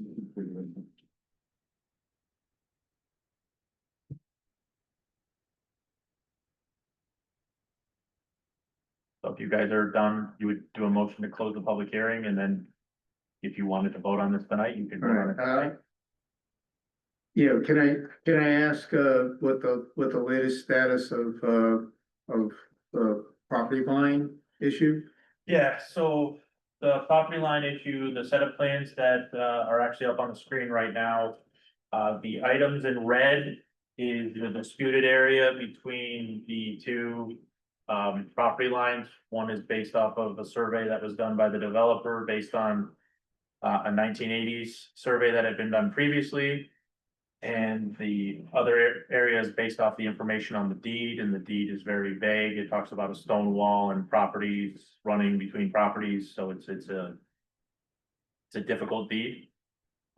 So what we have done is the sewer and the easement have been completely moved outside of the area in question. So if it turns out that it was the developer's original property line, we still have our 15 feet on each side of the pipe. And if it turns out that they go with the other property line, we have more than 15 feet on that pipe. So we're outside of that. And this is also a civil matter. So we would not get involved in civil matters. Right, but regardless of, what happens with regard to the property line, the proposed sewer line and construction got the proper setbacks and stuff like that, so regardless Regardless of that where property. the sewer line actually comes, Correct.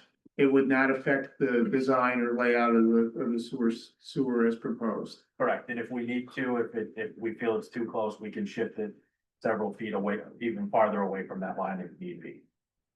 Yeah, I mean, what's your projected depth there? No, farther down, it's like 20 feet. Geez, I'm gonna make me get a magnifying glass out of here. I wanna say, I wanna say it was 10 or 15. No. Yes, page 3.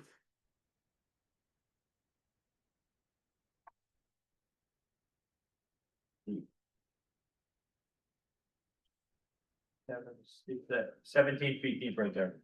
Okay, so you're gonna have some taper, you're gonna have trench boxes. I believe the plan and that we had discussed was they were looking at potentially stacking trench boxes depending on where the rock height is. Right.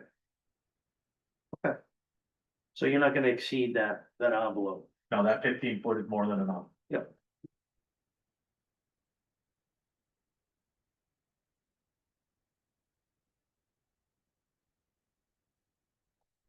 All right, does the commission have any other comments or questions as part of the public hearing? Joe, last chance.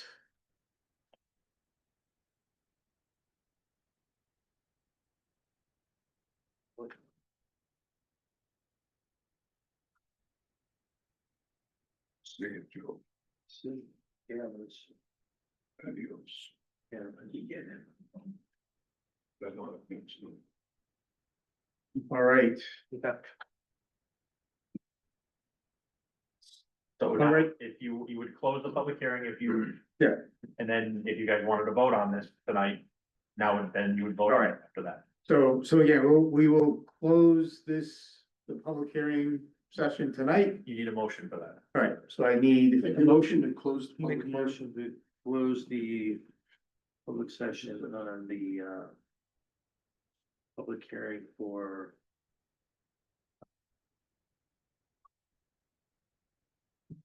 where the hell is it? 30 Long Crossing. Thank you, 30 Long Crossing. Second. All right, motion made and seconded. Any further discussion? If not, all in favor? Aye. All right, so moved. So the public hearing is closed. Now you stay on this item and you can have more discussion on it. And Right. if you choose to vote, you can choose to vote. If not, you would table it till the next meeting, but I don't see a reason why you wouldn't vote tonight. That's your fault. Right, okay, so open it up for discussion. Basically, is it any reason we should table this into the next meeting or? A motion that was low. No, as soon as you've satisfied all parties. So then, so I would just, make a motion to approve that. Yeah, I'll make a motion to approve. Proposed sewer plan as presented. Yeah, Okay. proposed sewer plan is, Presented. subject to the conditions of the draft letter. Okay, that's what I do. Okay, She's I right. have a- I have a- Everything else, so I see. So we're gonna make a couple changes to the conditions of approval. We're gonna list 8 Aldens as the place for equipment storage. And Dave, I just wanna confirm you were good with the way we wrote that for the pre-blast. With the, but we're gonna make a change of radius as determined by a geotechnical engineer. Yeah, I'd say 250 or as determined by a qualified geotech engineer.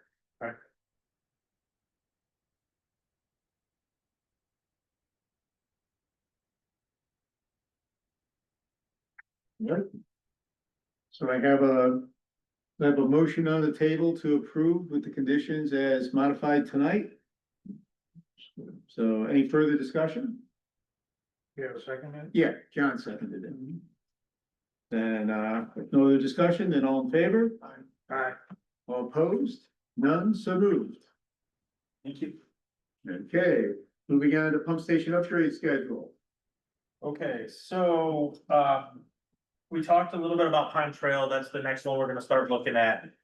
And then as we've gone through our run times, and capacity, the Hawthorne pump station clearly has a capacity issue. I think the pumps are too small.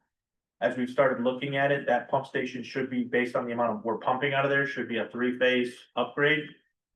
So Can you explain to the board why you say that? Why do you need 3 phase? because I need to get bigger pumps in there, John. How many horsepower do you think you need to put in there? What are they currently, 7.5? Right, correct, they are 7.5. Yeah, How so, much more do you really need there? You're There's no probably- new development. no, I know, but the pumps, that pump runs at least half the day. They should run for 4 or 5 minutes, shut off, wait another 15, 20 minutes. Did you ever check to make sure that manhole down the way there isn't overflowing from the? It's From been, the lake? it's been dry for almost the month of October and we had, that pump station runs nonstop. Uh-huh.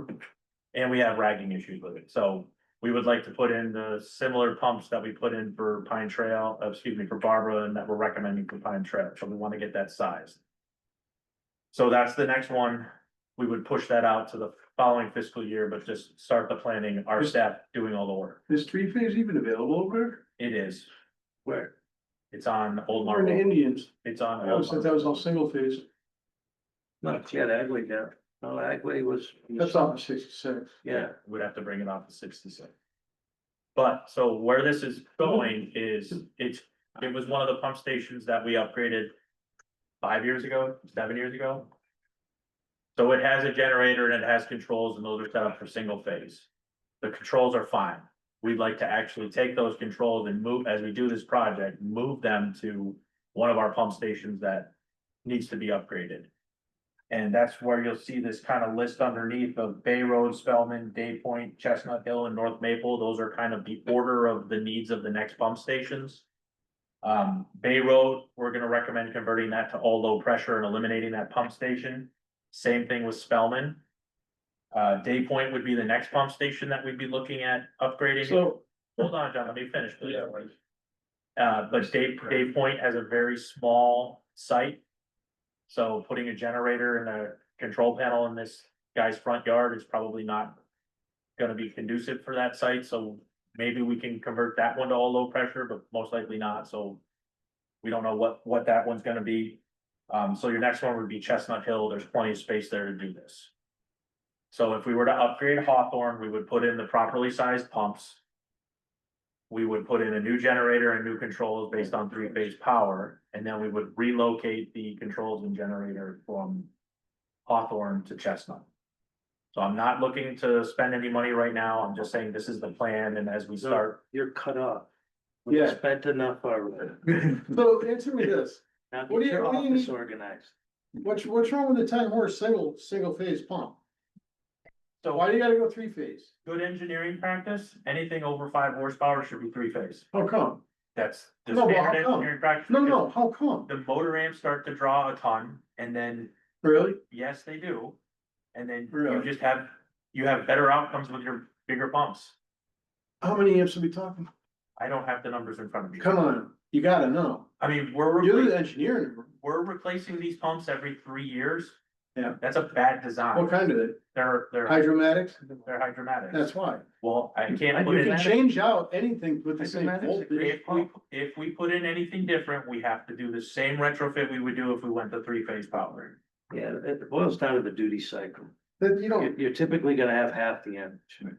I would suggest looking and seeing, finding out why you got so much flow when you go in there, because they fixed that once before. Well, you have a 4-inch force main. These pumps are not sized based on the hydraulics. It's literally you buy the 7.5 horsepower, you drop it in and you get what you get. I guarantee you, we're not getting 2 feet per second in that force main. It's taking forever to drain that pump station. Did you ever look at what's look- coming in It hasn't, versus what but you you want gotta going out? remember, this pump station receives flow from I know that. Pine It's a Trail. daisy chain. Yes, it's part of the daisy chain. I know where it comes from. I get it. I don't see the big advantage to having 3 phase other than for less amperage. And You the get fact more that options. we can get You're the, not saving any power. I can't get the rag Well, impeller we want No, without no, three phase. you're gonna get a return of investment over time. That's if the impellers don't get messed up and whatnot. But I mean, if the pump is How warm, much money do you think we're talking? I haven't gotten that far. I just was trying to put the plan together and start looking at this, but you're cut off. Yeah, you're spending too much money. You're like a crazy person in a banana shop. so we're gonna what, not do any of the capital that we need to do, John? Yeah, it's gotta, we've gotta do some forecasting. Oh, I know. I'm just saying, this pump station is one of our bigger ones. Because the last thing I wanna hear from Anthony's lips is the rates are going up again. That's what I See, don't wanna hear. that's the. Well, We have to pace it. It's We gotta have be $1 the long million, game. we have $1 million in our capital fund. This would come out of capital if we do this, because this would be a bigger project. But one of the things that we have going for us now is we have pretty savvy in-house technical staff. We have Paul, we also have a mechanic who worked for New England Pump and Valve, who's been saving us a ton of money doing this work. So this work would be done using our in-house staff. So what would be the purpose of moving that stuff over to Chestnut Hill when Chestnut Hill barely even runs? Because we have brand new controls and generator that tie into mission. Would you like to throw them out? Just doesn't make sense to. Cause you don't even need it over there. Well, no, he's saying I would put it on the shelf. that the single phase control No, I understand. could be repurposed there if needed. Yeah, but if it's a lower volume station, there's no reason to upgrade it unless there's Not- development going on. No, up there. he's saying he could repurpose the. So control. Chestnut Hill is also a There. confined space entry because I'm not- all the controls are underground. We actually had a flood there. Space Century. Yeah, it's a confined space entry to go in that pit. And we also had a flood there several years ago that killed all the controls and instead of putting that underground, they put it below ground. Ooh, excuse me.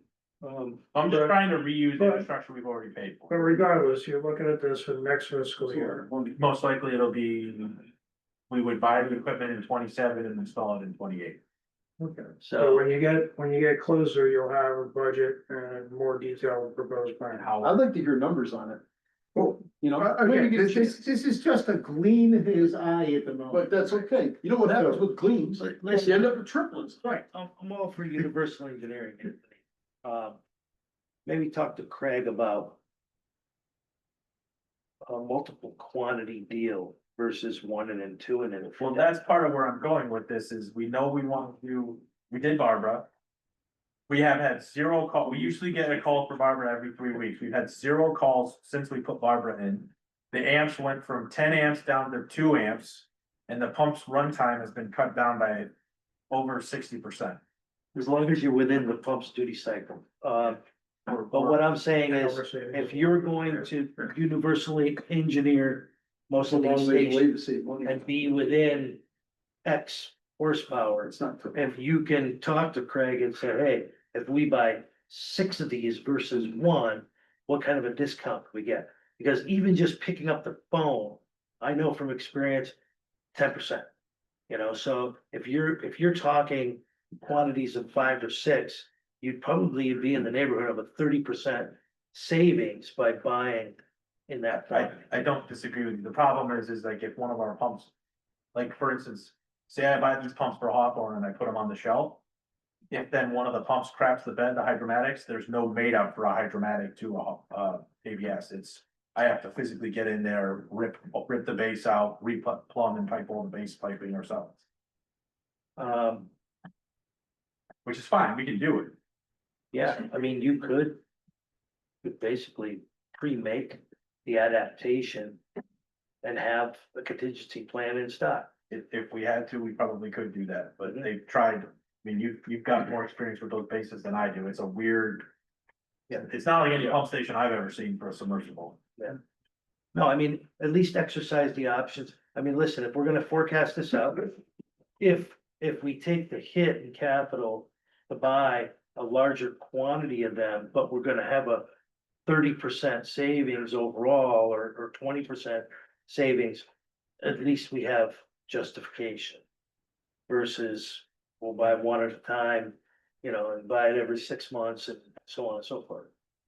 If there's no three-phase power available, do you have to pay for it to come down there? We would have to pay for the extension of the. How much would that cost? That would be to be determined. You know what I mean, though? Right. That would be big bucks, I think. But just remember, if we do any pump station, we like, if we were to do that pump station on Long Crossing. They would have had to pay hundreds of thousands of dollars probably for power It extension. would have been on Wayne, though. He would have done it, but. You saw that new Eversource commercial? They work for us. Oh, yeah, that sounds like everything I've ever heard in my life. Well, again, but. Was that a fluff piece or what? I'm just trying to- This is all fiscal year 2027 and beyond. Correct. Yeah, So, Just so, getting it on your horizon. so I mean, here we're talking like, I would say, minute details. I know. So when this is still just a very preliminary plan, so I mean, again, I mean, when you have a chance, this isn't a rush thing. Nope. But to basically say, okay, here is the order or a suggested order progression of pump station upgrades with the reasons why and. You know, this and these are the required components and things like that to be able to basically, okay, here's the logic behind and the strategy behind it. All right. Deep.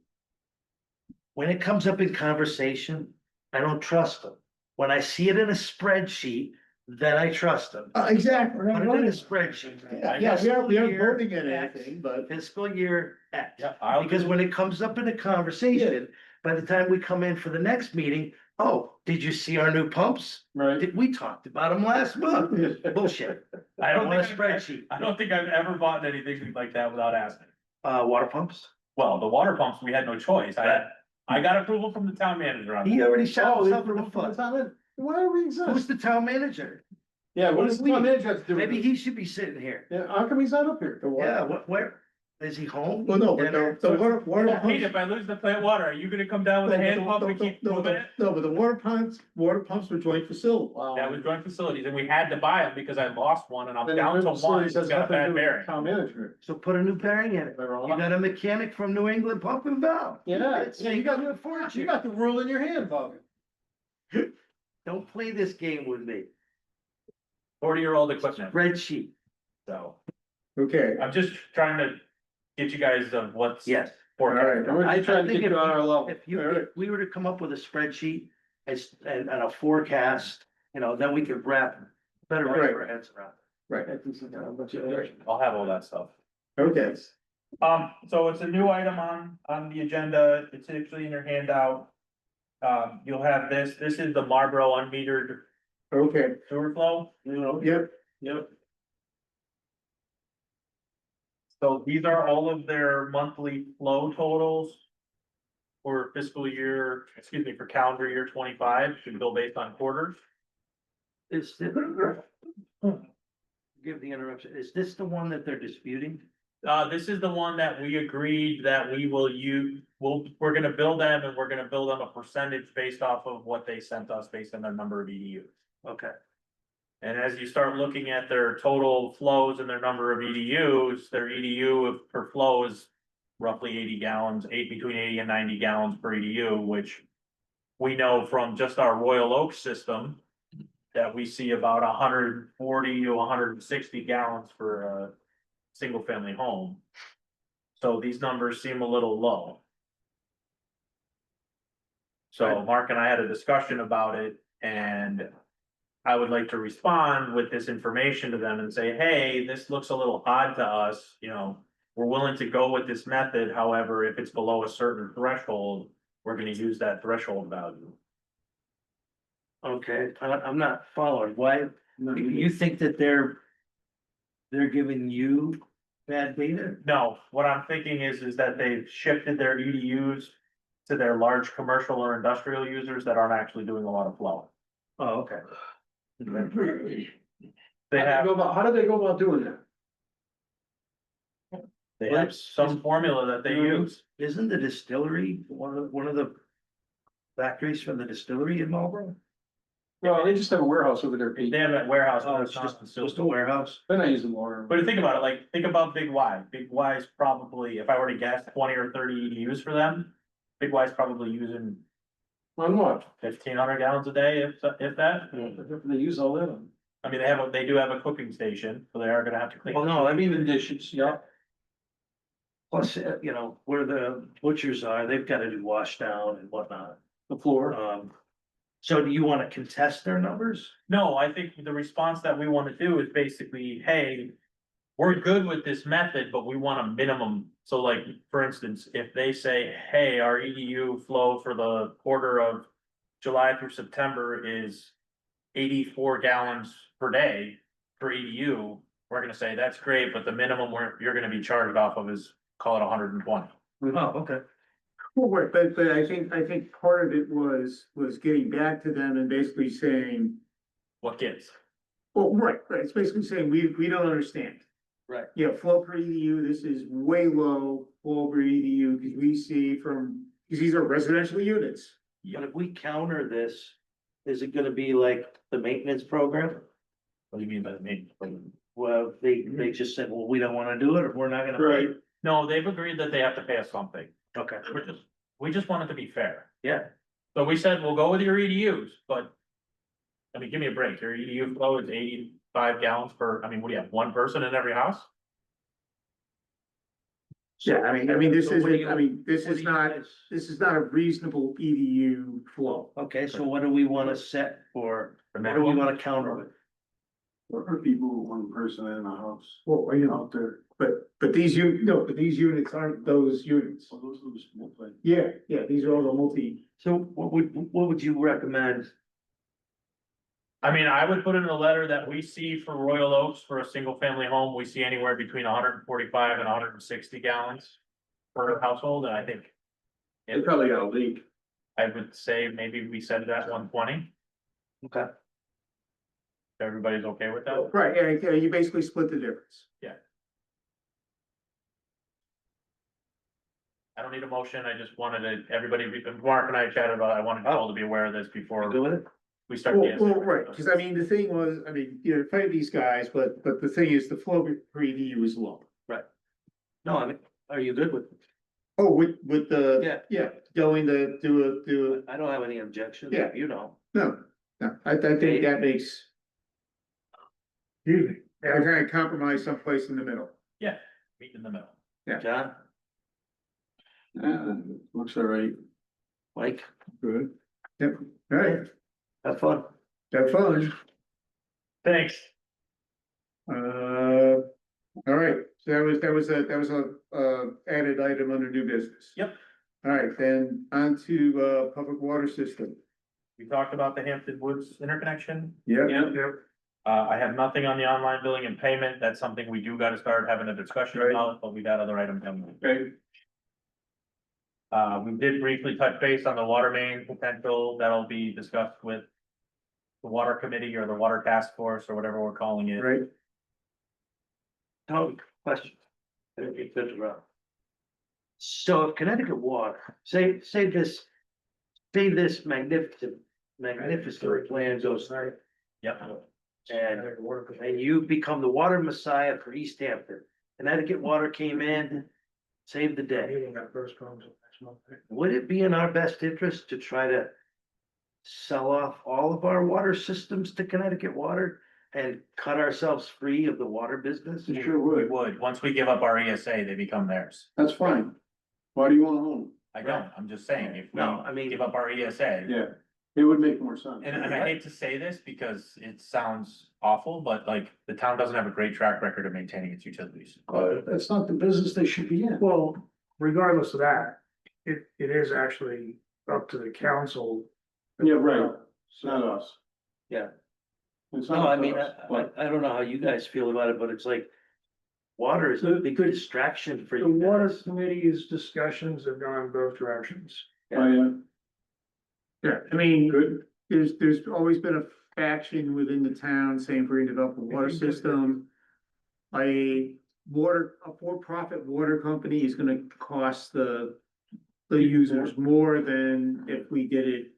What do you think their rates would be versus our rates? They're about the same right now, and that's bad because our rates are like the highest in the state. Ours are the worst. Oh, really? Yep, Ours are the worst in the state. Is that because it's so little? because there's so So few little. users.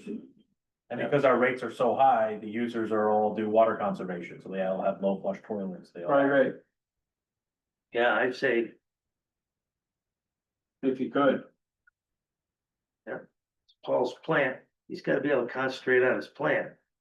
Not on water systems and whatnot, so. Good, Well, I like that direction. I'll see, it's town council's decision. That it is. Yep. So, Okay, all right, actually, it's the referendum's decision. so, right. The truth. Yeah. Right. Oh, no, but I mean, but in terms of, say, the existing water systems that we manage, Oh, right. if we give up the ESA and that's something town council could do tomorrow. I don't know if that would need a referendum vote or not, that would. No, probably be a that's- separate question. Charter. Yeah. Charter revision. Yeah, Given that to the council, the council probably could vote on it that Yeah. way. they probably could give them away right now, Yeah. or not give them away, but you negotiate a deal. Yes. Of course, yeah. So now we are on to, Wastewater facilities plan. Yeah. okay, no other new business, and I owe you review comments on the thing, so I will commit to get that to you. Ideally by when? I mean, I'd like to get it to the state as soon as possible, because the state's gonna sit on it for probably Alright. 3 months. You know, it's November, by the time it gets to there, we just, yeah, I would say. Plus, you know, if you're gonna address it to Hartford, Locust Street, you know, it takes a while for people working in their pajamas all day to actually go to Locust Street, Right. retrieve their mail. All right, Because so. they're still working on Today's the fourth. Yeah. COVID conditions. All right, I will. I'll commit to get something to you by middle of next week. We can sit down with the engineer and go through them if Okay. we want to. You never got my work. Now we've got mine working. All right. Anything else on facility plan? Then executive session. I have nothing. John, it's your favorite time. Motion to adjourn. Second. Okay, all in favor? Aye, so moved. Thank you all. Thank you. John,